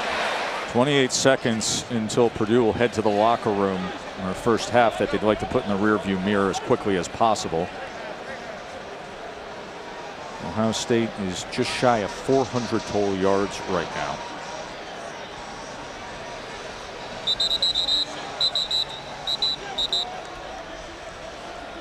So it'll be 3rd and 8.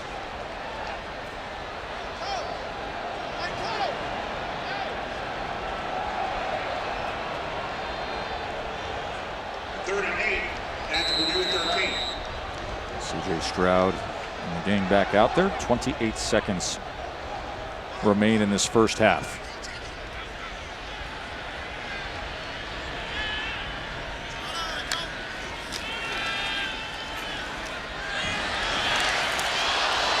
Wilson was looking for another score. He was met up by Chris Jefferson. Garrett Wilson has 2 touchdown receptions, has the spectacular 51-yard touchdown run already today. They're not happy with the officials, thinking that should have been pass interference. There's definitely some contact on the outside. It appeared that Chris Jefferson did get his head back just in time, but there's a lot of contact between him and Wilson. 30-yard attempt for Ruggles. He has 17 straight made, and you can make it 18.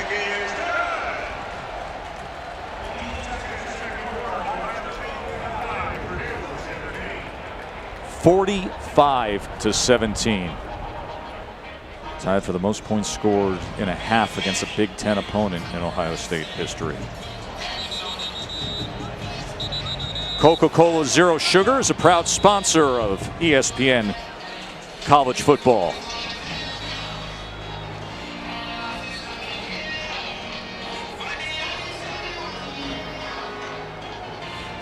Just over 3 years removed from Purdue's incredible upsets of then number 3 Ohio State. Season where they missed the CFP. They went 12-1. Here's Ohio State at number 4, having worked their way back up after the early season loss to Oregon. And now they're just rolling through the Boilermakers just before the half.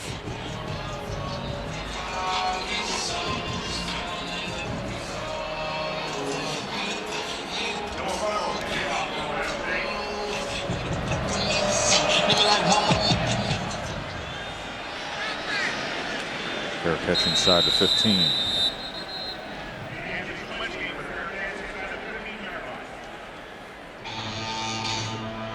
Offensive numbers this year have been spectacular. Top 5 nationally in scoring offense, total offense. Today here they are with 45 points up.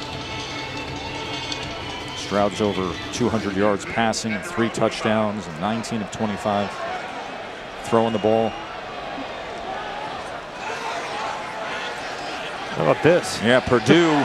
And they've done this before, by the way. In fact, one of the defensive analysts for Ohio State, Ricky Brown, scouted this week and gave the heads up to Matt Barnes, saying, I went all the way back. I found them doing this against Western Kentucky before the half. And sure enough, Ricky Brown was correct. It's like the annexation of Puerto Rico right there, the little Giants. 45-17. 7 possessions, 6 touchdowns for Ohio State in the first half. 391 total yards of offense. 45-17. The Capital One halftime report is still to come after these messages.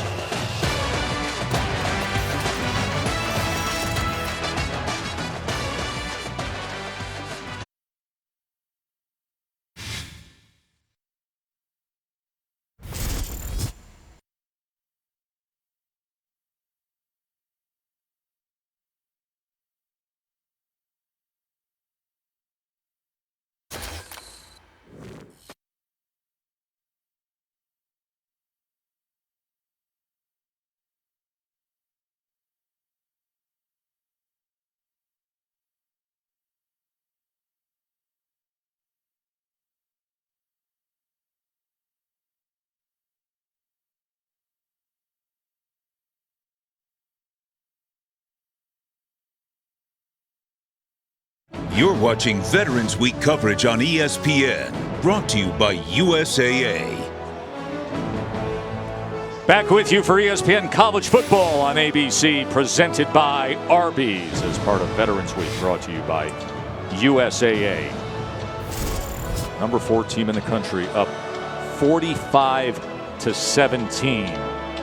Jackson Smith and Jigba Garrett Wilson combining for 14 catches, 170 yards, and 4 total touchdowns in just dominating performance of offensive fireworks from the Buckeyes. Moments ago, this was Katie with Ryan Day. Coach Day, your offense was pretty close to perfect. What impressed you most about that first half performance? I thought we ran the ball better in the first half. I thought, obviously we created some explosive plays and making good decisions, but just the one half of football, we got a lot to play, but at least we're controlling the line of scrimmage a little bit. We got to clean some things up for sure, but it's a good start. Purdue was able to move the ball fairly well in the second quarter. Any tweaks you want to see on defense? I just think, it's a long game, so we have to keep playing, just to give them a couple completions, they get into a rhythm. So, even though we're up a little bit, we got to keep playing football. Thank you for the time. A whole lot of coach in some of those answers. That's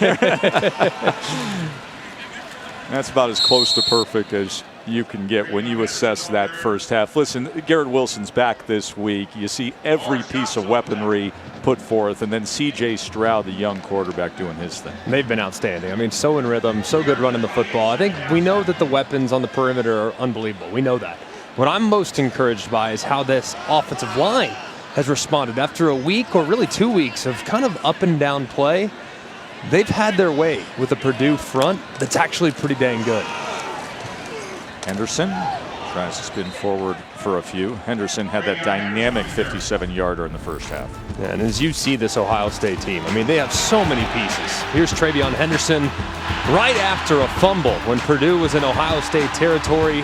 Buckeyes jump on it, turn it into a big play, and then they hand it off to Wilson. Here he is on the end around, and he jogs into the end zone. I mean, just 2 of about 7 or 8 plays that could have made the highlight. Just been so good in the first 30 minutes. 3rd and 3, just an easy pitch and catch to Garrett Wilson, as that's another first down, as Wilson's been targeted 9 times now, 8 catches, 19 yards there.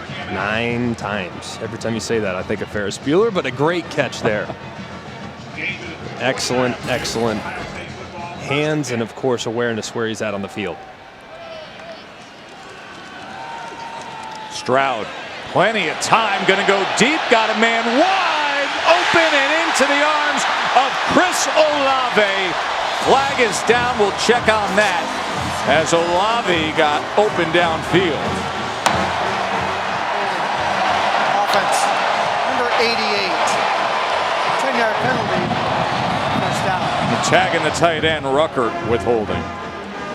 And he had a difficult matchup here. He has to block the All-American, George Karlaftis.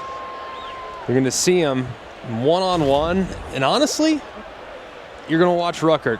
He throws Karlaftis to the ground here late, right there.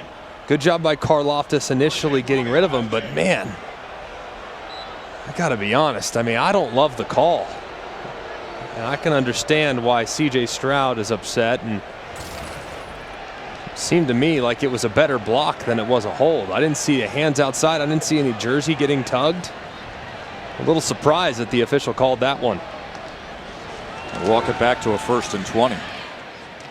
Stroud in cut, and Jackson Smith-Njigba, as he has come on so strong, and that is complete for 26 yards, 13 of it coming after the catch for a 1st down. Yeah, I mean, just perfect timing. And look at the roll 6 right there in between the 2 zone dropping defenders. Just a strike from CJ Stroud. He has really played in rhythm today. It's been fun to watch.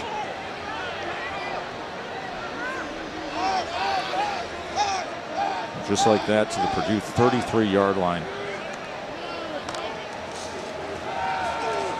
Stroud. Flag is down as he goes to Wilson.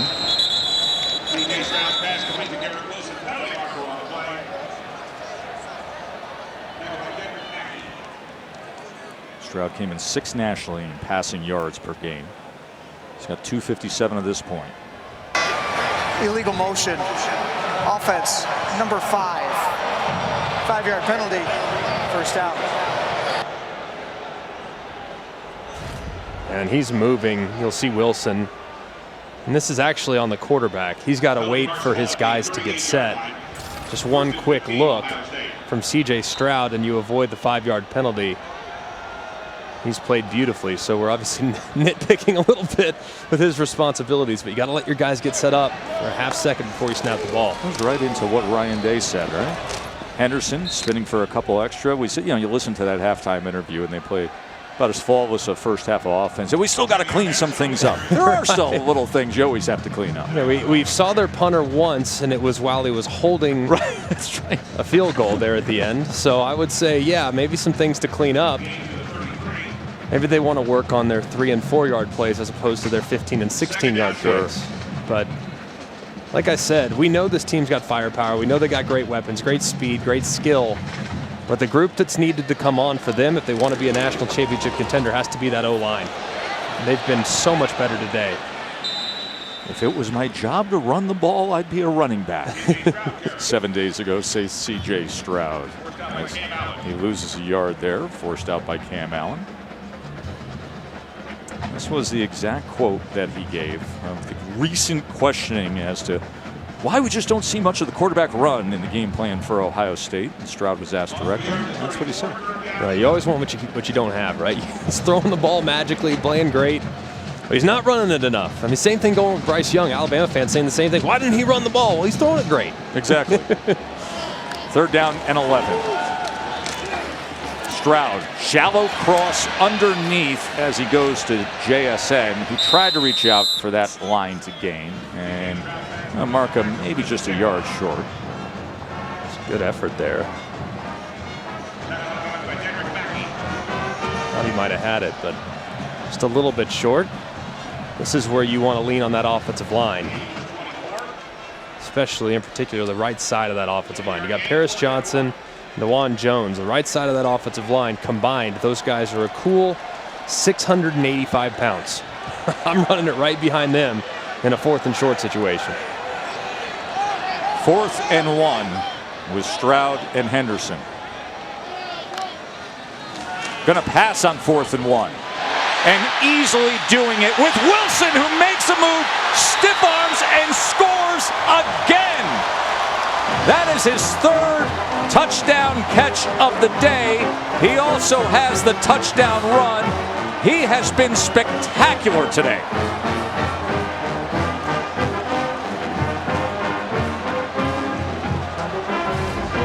And this is great by Ohio State. Man beater, you get a little bit of a rub. Sometimes, though, you try to work that out route off the rub. This time, the in route breaks free. He's wide open on the slant. And a great job after the catch by Wilson yet again. Remember, didn't play last week against Nebraska.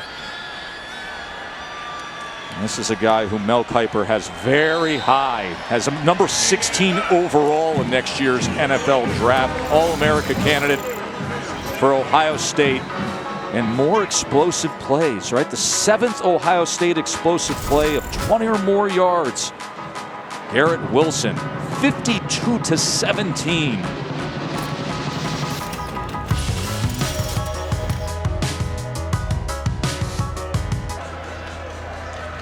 Monday Night Football coming your way with the Rams visiting San Francisco, 8 Eastern on ESPN. Monday Night Countdown gets the night started at 6 Eastern. Look at Brutus sitting there.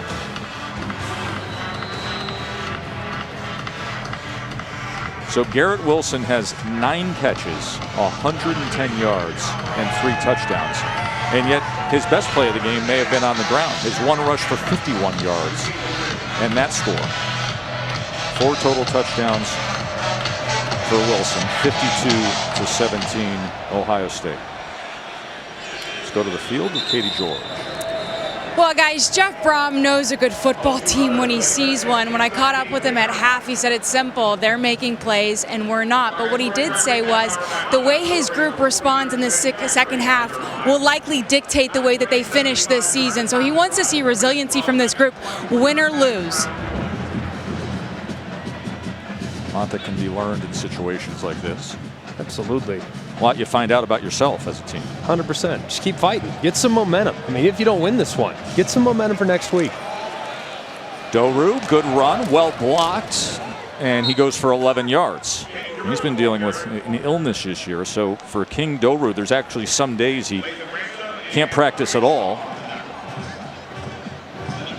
It's nice to have him and Horvath back in the lineup, too, for this offense. And obviously, they're still a pass-first bunch. That's not going to change. But it certainly is nice to have a couple weapons at running back that you can use as well, including Jackson Anthrop. And that is who they get it out to, as Anthrop patiently waits for the blocks and goes for 9 yards. And as you look at what Purdue has left over, I mean, winning today would have been remarkable, but there's a very strong probability that they'll be heavily favored against Northwestern and then likely favored against Indiana as well. So Purdue in a position of strength, staring very much at an 8-4 season. And there's a first down picked up by Doru. Listen, Greg, if you're Purdue and you can have an 8-4 season where you have 2 wins over teams that were ranked in the top 5 at the time. Absolutely. That's a very successful season.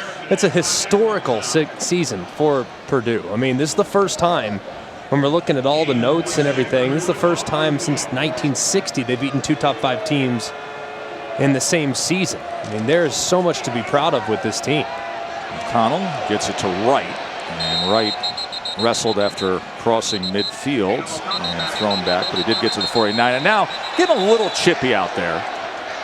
Saw some John last time. And the flag is thrown as Cameron Brown was involved.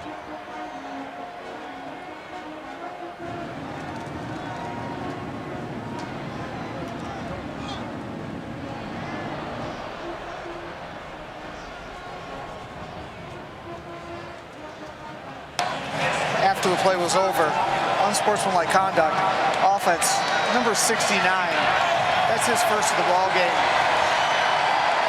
15-yard penalty. It is second down. It's Greg Long, transfer from UTEP, and left tackle. As you see right here, him throwing his guy off. And he's trying to clean up the pile a bit and protect the receiver. It's late, and it's one that you'll come back to and say, hey, we don't want to make unnecessary mistakes, because now you're behind the sticks on a dead ball foul. But you also, at the same time, within the locker room, kind of like that you go and protect your guy. Similar to what happened earlier in the game when Jackson Smith and Jigba got hit. They faked the flea flicker, and then Horvath runs ahead. We've seen a little bit of everything from Jeff Brom, as we often do. We had his entire offensive line lined up. By the way, here comes Greg Long. Greg Long had one of the more interesting moments in college football. You do recall, Greg McElroy, when he gained national attention after the Iowa game, when a fan threw a beer on the field, and Greg decided in celebration, I'm going to pick that thing up and just chuck it. That's what I'm going to do right now. You gotta love that. I think he probably got in a little bit of trouble for that, but worth every second. Viral video, of course. A legend now amongst some of the guys on the internet, that's for sure. 3rd and 10 and the completion to TJ Sheffield. So listen, Katie set it up in her discussion with Jeff Brom about, hey, scoreboard is what it is. There's things still to be accomplished here, and that's what's happening on this drive with Aiden O'Connell. Absolutely. And Aiden O'Connell is going to continue to fight, and this Purdue team will continue to fight. There's no doubt about that. And I think the biggest, most frustrating thing for Purdue is they can look at this and say, yeah, they're super dynamic, but there have been some self-inflicted mistakes that we made as well. O'Connell wants the end zone, and he gets it with Milton Wright. 29-yard touchdown, Aiden O'Connell to Milton Wright.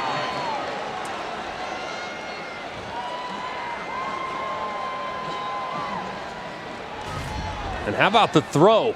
Heavy play action. You get the safeties to just set their feet for a half second, and you throw it up over the top. That time is Bryson Shaw, number 17, who got caught looking in the backfield, had to hesitate on the run action fake, and allows Milton Wright in behind him. Just an excellent throw and catch and great design for the Purdue offense. And Milton Wright has shown plenty of fights. Milton Wright has 6 catches for 90 yards, and this touchdown right here from Aiden O'Connell. He's been thinking about his mom, Kathy, who underwent surgery yesterday, talking about her courageous attitude. Well, Purdue's still going to fight no matter the score here in the second half.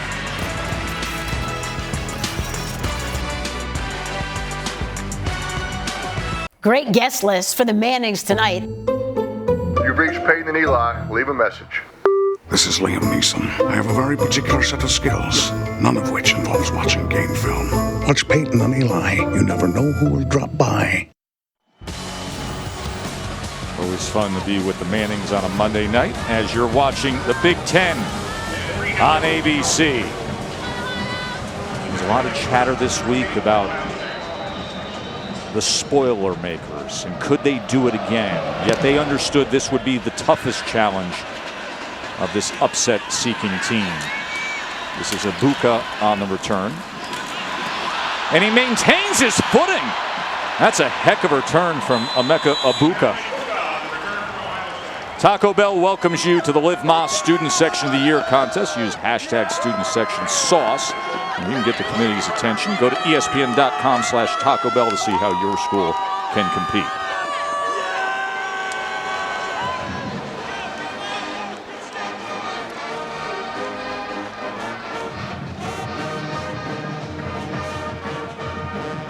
It's a 34-yard kickoff return from Ibuka.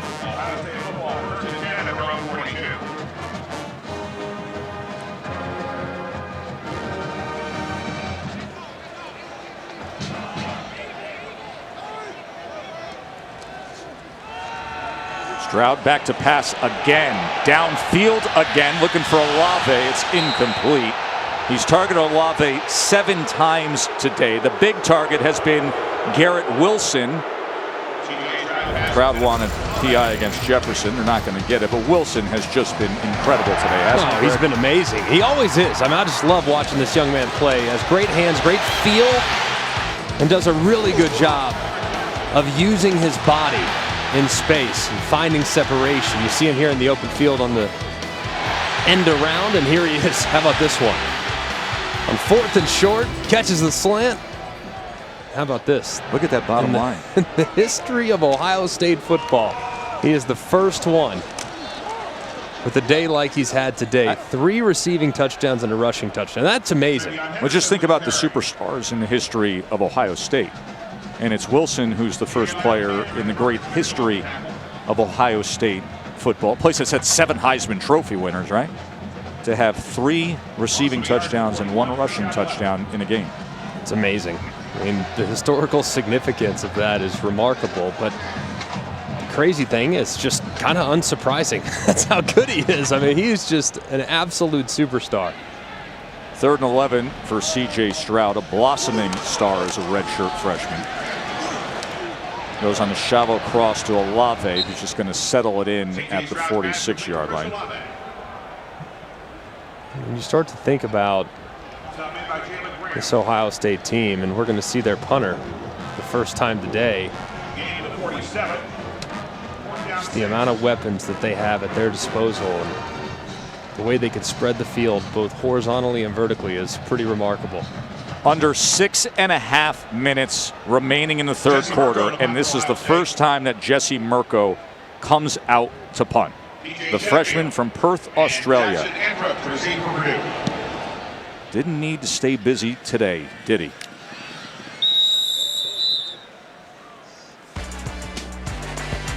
Beautiful night here in Columbus, Ohio. And they love the way that scoreboard is lighted as well.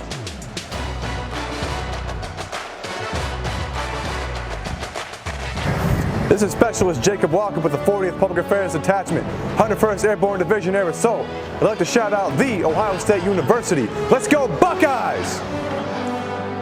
And we thank all our service members. Look at Brutus with the fight jacket there. School's mascot since 1965. And we got in the elevator earlier today. It says bomber jackets that our friends in the U.S. Navy were wearing, and had a great conversation with those guys who did the flyover today. Jackson Anthrop with a good run here for 11 yards. We had the F-18 earlier today here in Columbus. That's right. F-18 flyover. Just so neat and so grateful. What did your granddad fly back in the day? My granddad flew the F-15, and we have there's a very, very good back and forth between F-18 and F-15 pilots. The F-15 is the Cadillac, the F-18 is the Corvette. And that's a very, very delicate subject if you tell them that you prefer one over the other. This is Brock Thompson on the reception. Thompson had that sensational 12-yard touchdown catch earlier today. And don't look now, obviously it's still it's a very significant margin for Purdue, but in some momentum, I'm sure a big part of the conversation at halftime for Jeff Brom was, hey, we got to win the second half, and obviously the score here could give them the opportunity to potentially do that. O'Connell trying to get it to David Bell. He was well covered that time. Very well covered. Tell you what, I've been very impressed with Ohio State's cover guys, Denzel Burke in particular. The coverage has been excellent. Now, they've obviously given up a couple plays, but you're going to against a team that's this capable with the ball in the air. But I think this Ohio State secondary has really grown since week one all the way up until where they're at today, to the point now where there's maybe a bit of a question mark, but it's become a position of strength very quickly. 3rd down and 7. Strike right at the sticks to David Bell. David Bell came in leading the Big Ten with 8 catches per game, averaging over 125 receiving yards per game. Greg, you opened up the night by saying he'd be your #1 choice for the Biletnikoff. I assume, listen, the numbers are great, what he's done is great, but the 2 big wins, that's when he was at his absolute best. Completely. Totally took over the game against both Iowa and against Michigan State. And O'Connell getting it to Sheffield. And ironically enough, I mean, if you look at all 3 Ohio State wide receivers, I'll just give you an idea of what it looks like. I do vote for the Biletnikoff, and there are 10 spots that you have to submit when submitting your semifinalist. And all 3 Ohio State wide receivers were in the top 10, which is crazy to tell you just how good those guys are. But it's fair and accurate. Horvath with the carry there. You look at the productivity of Smith and Jigba. You consider how good Wilson and Olave are. I mean, it's the best group of wide receivers in the country. Yeah, no denying that. So this actually, if you want to coin it this, it's kind of the Biletnikoff showdown. As Wilson, of course, has had a remarkable day today with his 4 touchdowns. 2nd and 5. O'Connell swings it to Horvath. Horvath squaring those shoulders and picking up yards after the catch before Burke had to run him out. And he goes for 19 yards on 2nd and 5. And this is a nice job here by David Bell. Man coverage from Ohio State, so Burke's going to collapse with him. And as you see, the guy who's in coverage on Horvath, looked like it was Tommy Eichenberg, whoever was the linebacker, he kind of got hit, which led to the big play. Horvath survives that first hit that came his way from Marcus Williamson. Horvath, 6'3", 230 pounds, fifth-year senior. And doctors were saying, listen, he has a broken leg, has a surgery. He's just going to get more and more confident as the weeks go on in overcoming the injury, being able to get back to full form. I think you're seeing more of that today. Yeah, he's a big piece and will be down the stretch as it becomes more difficult to throw in what could be cold weather the next few weeks here in Big Ten country. Milton Wright with his 7th catch of the afternoon. Cameron Brown with the tackle. That's a first down for Purdue. 339-yard day for Aiden O'Connell. This guy was so under-recruited, Greg. First committed to Division III Wheaton, then walked on at Purdue. He's been so productive this year. First and goal. And they're going to bring it in for a score. Did you just say, as Jackson Anthrop crosses the goal line, don't look now, bud? All of a sudden you look up at that scoreboard and there's Purdue. They just keep fighting and fighting. And they're piecing together a good third quarter.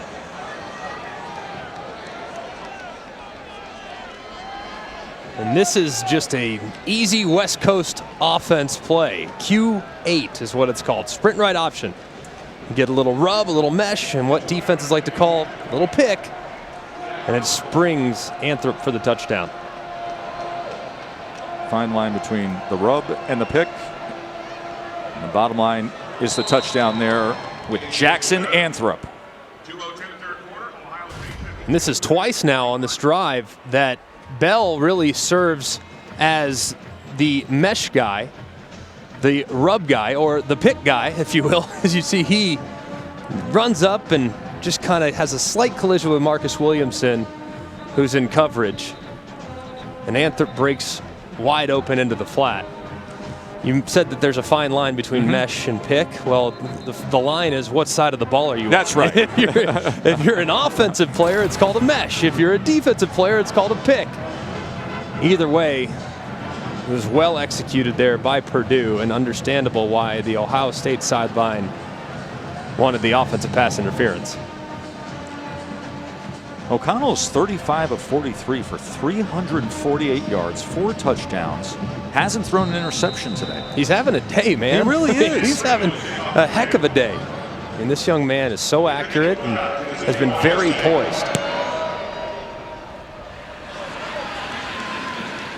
Let's remind you of what is set to come your way as the evening continues in a full day of college football. Right here on ABC, you will see number 9 Notre Dame down there in Charlottesville to take on Virginia. Virginia, we will see what they have to offer. Brennan Armstrong's been sensational this year, but he has been banged up. See how much he can offer tonight. I'll be curious to see, too, for Virginia. Can they get off the field defensively? That's right. Because I stayed up as late as I could the other night, and I saw BYU go up and down the field against that Virginia defense. So hopefully that Virginia group has improved, and they're going to have to face a very good rushing attack for Notre Dame today. Here's Wilson. Look at that move there. Flag comes in as he just gave one quick juke and was able to pick up extra yardage.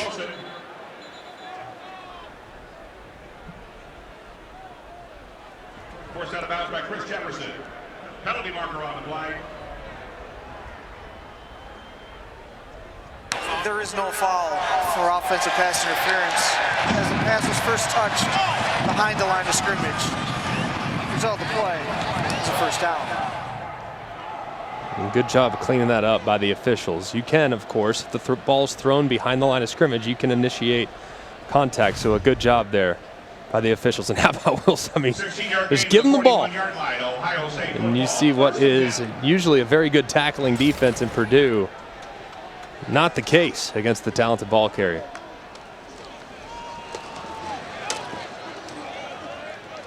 Henderson goes ahead for 4 yards there. Marvin Grant made the tackle.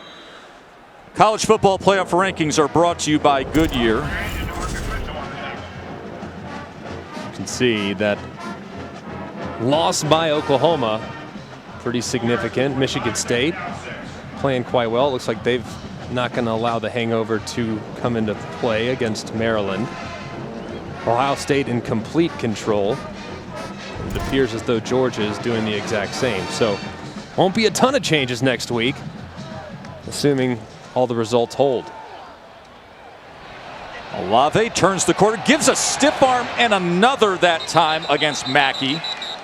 That was on 2nd and 6.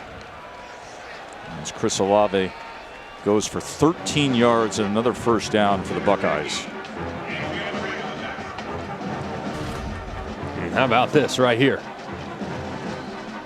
I mean, it's like a running back stiff arm there. Don't you love when receivers are physical? I love Don't you? Whether it's blocking downfield or just fighting for the extra yards, a stiff arm like that. 100%. I love it.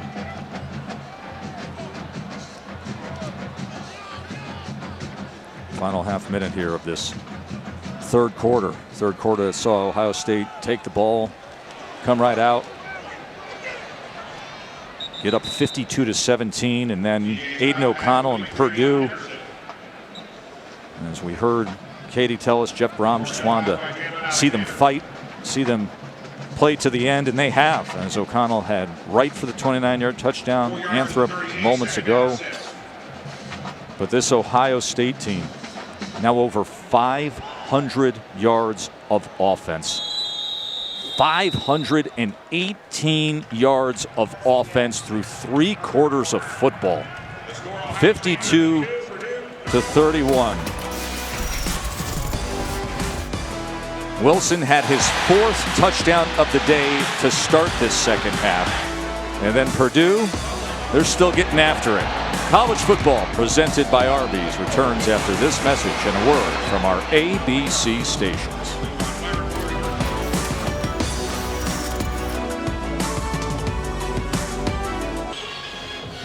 101,009 here at Ohio Stadium have come out to see their Buckeyes up 52-31 as we start the fourth quarter. And they started off the way it's been going all day with a pitch and catch of Stroud to one of his talented receivers. This is Olave for a first down. So 9 possessions for Ohio State. Greg, 7 of them are touchdowns. They had 1 field goal, and the last drive ended in a punt. And that was halfway through the third quarter until they punted today. So that's fairly impressive offensive output.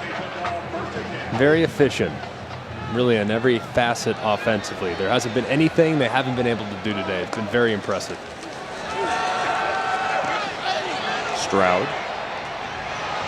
And another completion. Good job hanging on to the ball with Chris Olave, who was met right away by Chris Jefferson. Ohio State is averaging almost 10 yards per play. They're at 9.8. But Purdue still had a good day offensively. They're at 7.4 right now. Yeah, very much so. And Ohio State's offense, of course, good throw here. Good job hanging on to the football with the contact from Olave. I mean, this Purdue offense has done a really good job. They really have throughout the course of the game. But Ohio State's just at a whole nother level with their athleticism. Henderson pushes it ahead and gets to the 10-yard line. See Aiden O'Connell sitting back and watching. I think it really begs the question for Ohio State. While people have kind of nitpicked the last couple weeks, hey, what's going on with the offense? The concerns for Ohio State fans still need to be with Ohio State's defense. Doesn't need to be with their offense. They're going to be fine on this side of the ball. Henderson, that'll be 1st and goal. Well, they made the change earlier this year when it came to the defensive play calling as Matt Barnes took over those duties. But we talked about the fact that they've got a superb staff. And then, you know, a guy like Paul Rhodes, former Iowa State head coach, has been a defensive wizard his whole career as one of your analysts in the facility. I actually met up with Paul pregame, and he said you can see the incremental growth week after week, developing everything, tracking in the right direction as things continue to go. Far from where they were week 2, right, Greg, against Oregon? No doubt about it. 1st and goal. Stroud. Olave reach it out. and adding to it.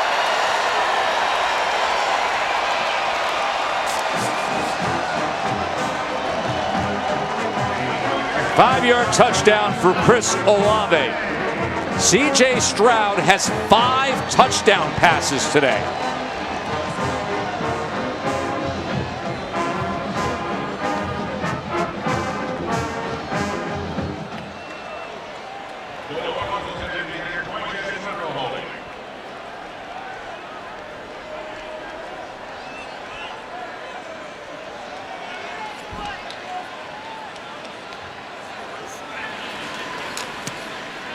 .357 yards of passing to C.J. Stroud.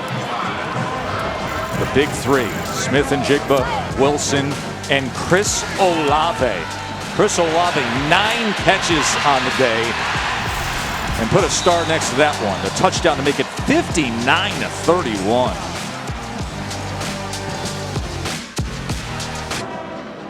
Now, listen, we love to say the best, the greatest, the this, and all the superlatives we heap on this current group of receivers at Ohio State. Just look at the day.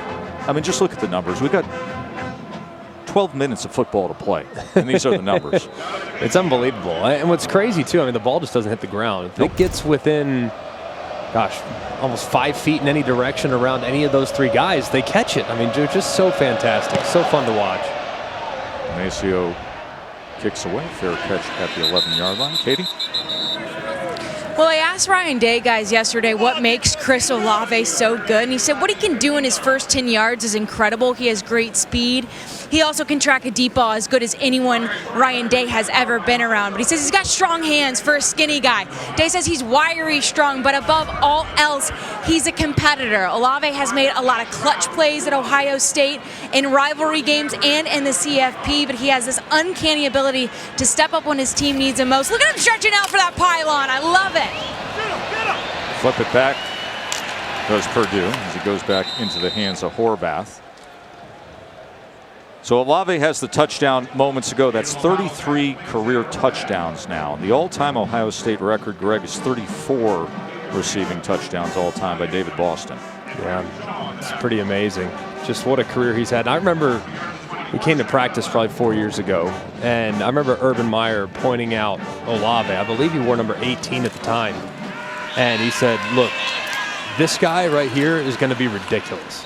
And he'd never talked about players like that, because everyone he's had over the course of his career is like amazing. And he said that guy right there, he was a true freshman. The name, of course, you just remember the name. And it stuck with me. It's just amazing what he's blossomed into. Urban Meyer was all over it when he projected the success that Olave would have here in Columbus.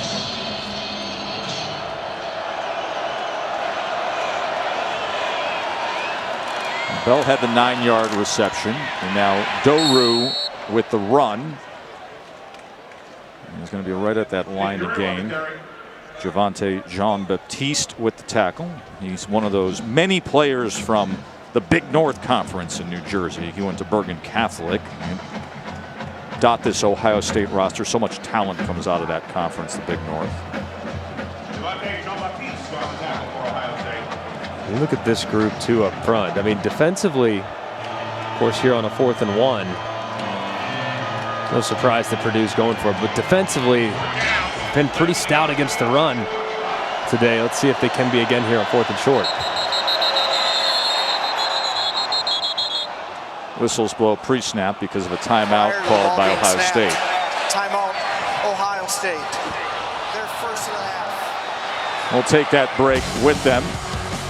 Matt Barnes, defensive play caller, looks things over. 11 minutes to go. 4th and 1 when we return.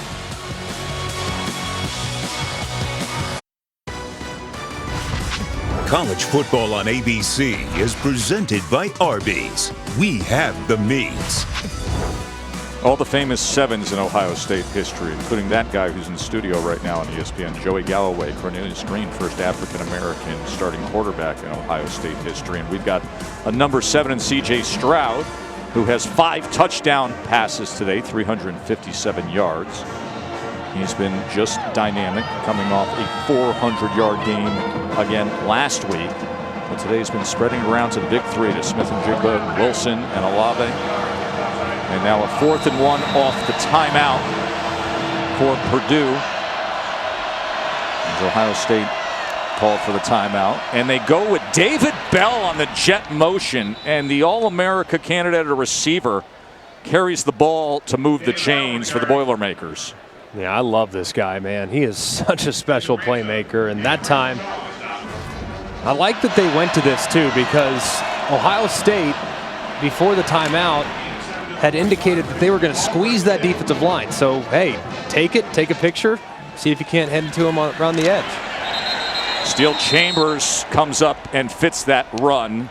You mentioned it earlier. He was a running back during spring camp, moved to defense in fall camp, and he's really, especially in recent weeks, he's developing into one of their best linebackers. Yeah, and it's great to have depth at that position. I do think with some of the pieces that they've lost, as you can see, Steel Chambers coming in, providing a big hit. Some of the pieces that they lost last year off last year's team at the second level, they roll a bunch of guys in the front seven defensively, and at linebacker, Steel Chambers has been a real nice surprise. O'Connell on 2nd and 11 to David Bell. O'Connell's pass complete to David Bell. As you see David Bell getting awfully close now to 100 yards on the day. He's 1,500-yard games in his career. He's right at 100, make it 16. That's Out right. of 27 career games, he has 16 100-yard games. That's 60% of his games, he's going over 100 yards. It's pretty remarkable. He's right at 100 yards right now. 3rd and 2. O'Connell, look at the time he's got. Let's see where they mark this ball. And that will be a first down with David Bell. O'Connell's pass complete to David Bell. You're going to see Aiden O'Connell. He looks right at David Bell initially. Not there, because Burke did a good job initially in coverage. Very physical, by the way, on the outside in coverage. But Bell is able to just break free at the very end, come back to his quarterback, get friendly, and pick up the conversion.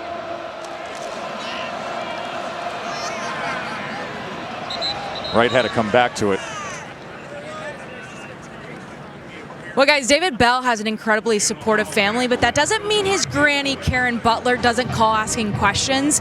Last week after the Michigan State win, she wanted to know why her grandson caught the ball on the right sideline and tried to cut back in, ultimately getting tackled. Bell said, "I don't know, Granny, I just got tired." Her response, "Well, when you were a kid, you never got tired. You finished first in your sprints. I guess you're getting old on me. Maybe you need to go out on the track and run some more." So Granny is pretty tough on her grandson, but her and her husband Greg are very proud of David, and they're watching from home as we speak. It's a good ball to Jackson Anthrop. I mean, can you imagine? The guy had 217 yards. Katie, he had 217 yards, and that's what she's saying. Granny Good enough knows. for Granny, not good enough for Granny. Yeah, she wants more. Granny expects more. Granny must be a coach or something, because I feel like 217 could have been 218. I mean, I don't know, what more you want. You got to love that. It's amazing. She's a big part of the reason why he even went to Purdue. He wanted to stay within at least 90 minutes, he said. And she has some struggles with a medical condition, so Indy's about an hour away, and family tries to get as many games as possible, both home and on the road. And he's had just a remarkable career. 11 catches tonight, 103 yards. Fred, you mentioned 16 100-yard receiving games now, a school record. The crazy thing is he's only played 27 games. I mean, 16 out of 27 is ridiculous. Just ridiculous. 2nd and 8, looking for more as it's incomplete. And coverage came from Denzel Burke. And listen, Denzel Burke is obviously a massive recruit, a guy who's good enough to hit the field right away. But this is the kind of night where you get a real solid test against David Bell and you get better. Absolutely. And he's been up to the task. I mean, he's had good coverage. I mean, Bell's just... he's going to make his plays. He's a volume guy. You're going to face him a bunch, and those guys will probably match up at some point on Sundays as well. Very, very bright futures for both Bell and for Burke. 3rd and 8. O'Connell, that is broken up. And that was Ransom coming up to put an end to that.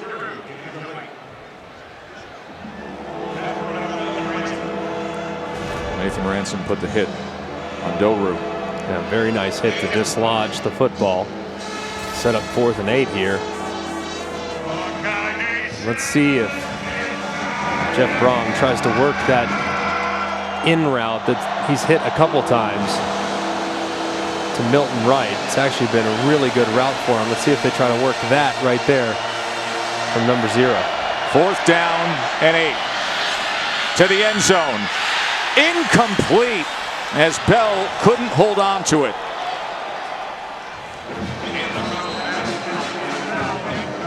I can't believe he dropped that. It's a great throw. I mean, Bell almost never drops it. And he has one right in his grasp on 4th down. As Purdue had a chance, his granny's watching at home. That's not going to be a phone call he's looking forward to receiving tomorrow. No.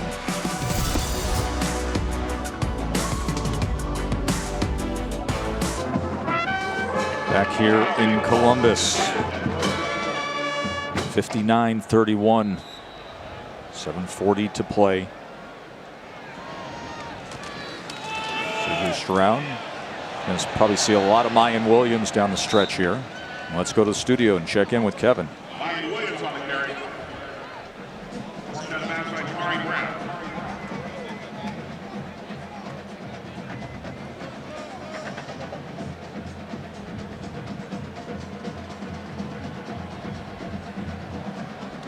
It's 5 yards to the 29, 2nd down 5.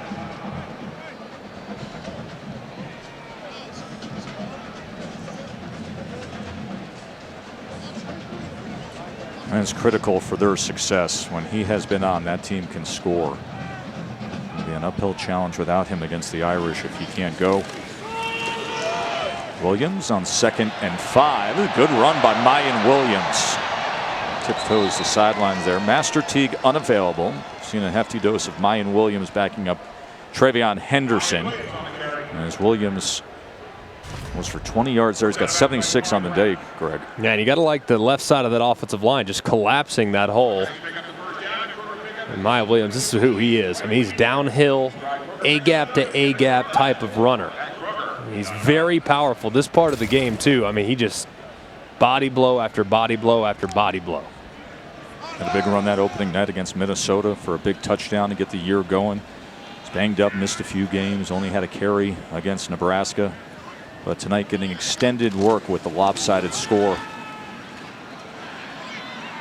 Julian Fleming with the reception.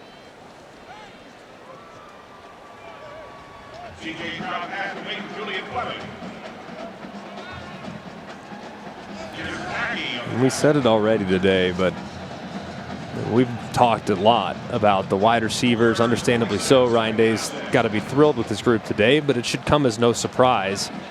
The group that he's got to be most excited about is the offensive line, a group that struggled a little bit the last couple weeks, very inconsistent, didn't finish the way they needed to finish. Left some yards on the field too in the run game, but it's totally different today. It's been very good up front from right to left.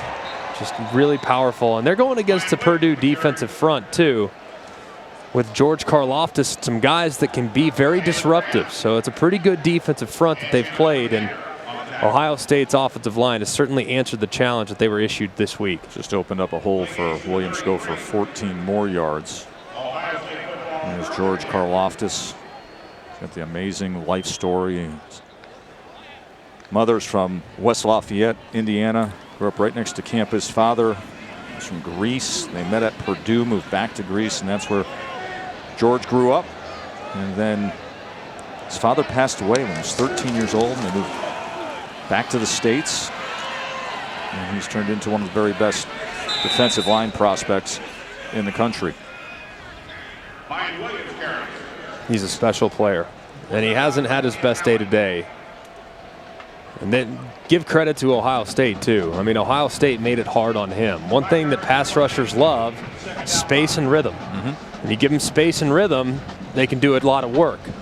Well, they haven't given him either of those. More importantly, the rhythm. I mean, they've left him unblocked. They've had bootlegs back at him. They've run right at him.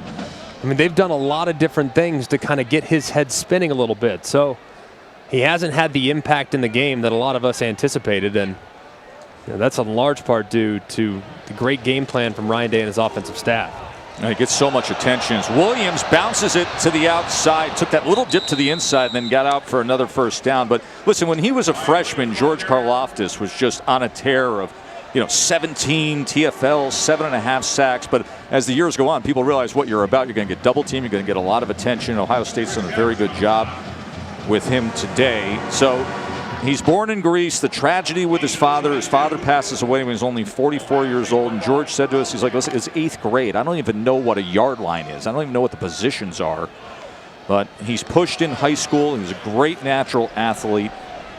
And now he's one of the very top NFL prospects heading into next year's draft. Although you can talk football with him and then you can talk Greek food with him. Because, Katie, when we were on with him yesterday, I mean, how passionate was he when I turned to him and said, all right, what do you miss? He says, I miss souvlaki. I miss the gyros, the lemonado veal, the muzo fish, the vermico little food trucks with the big sandwiches and the meats and cheeses. That's all he wanted to talk about. He rattled off 20 items that he misses, and that's all he wanted to talk about was he literally said, I could spend an hour talking to you guys about this kind of thing.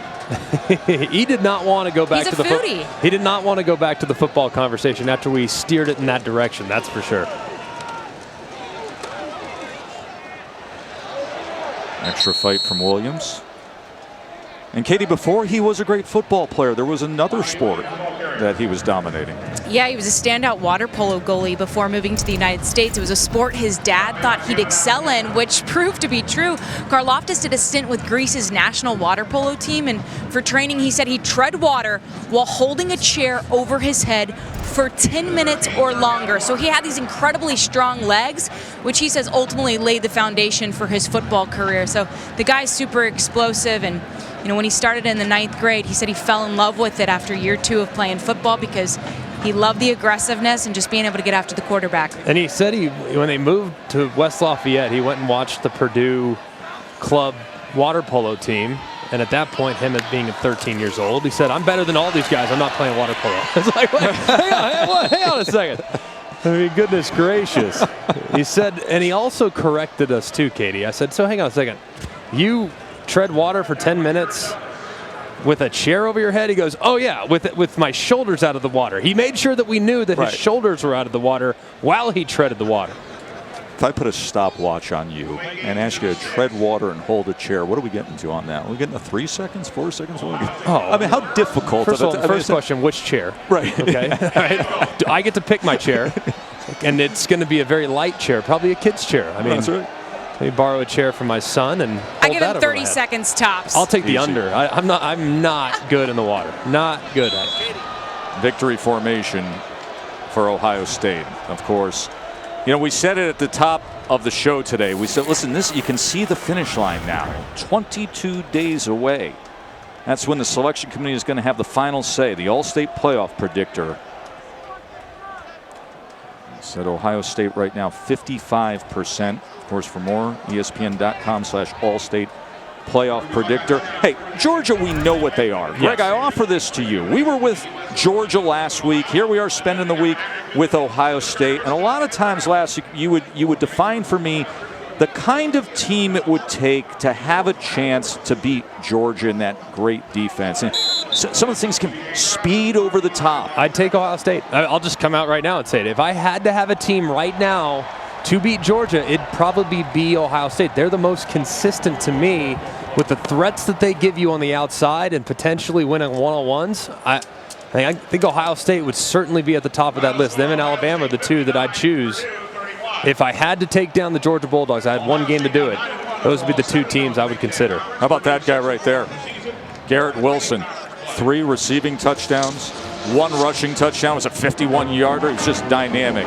59-31. We're going to take a quick break, and we will be right back to Ohio Stadium here in Columbus, Ohio.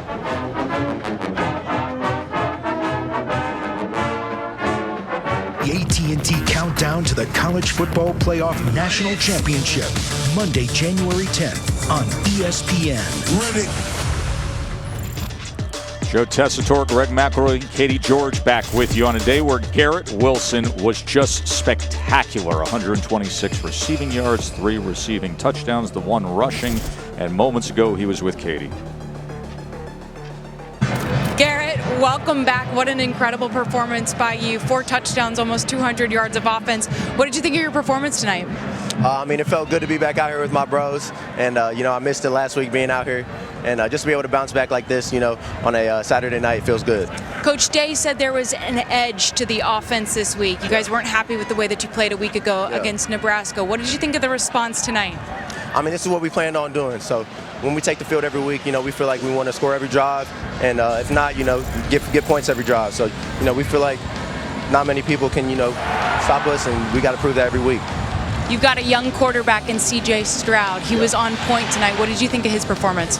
I mean, he's always like that. So CJ's super focused, always detailed, and this is what we expect out of him. This is what he always does. So CJ's a special player, and you showed it tonight. Congratulations. Thank you so much.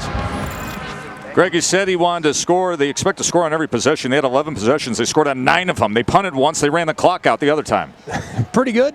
I'd say that's pretty good. So much for the red zone woes and the concerns with the run-pass balance. I mean, this team today put together a complete performance from start to finish.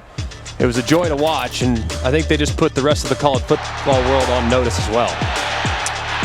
28 straight wins against Big Ten Conference opponents since that 2018 loss to Purdue. Let's get you to the college football scoreboard, and then it's Notre Dame and Virginia coming your way.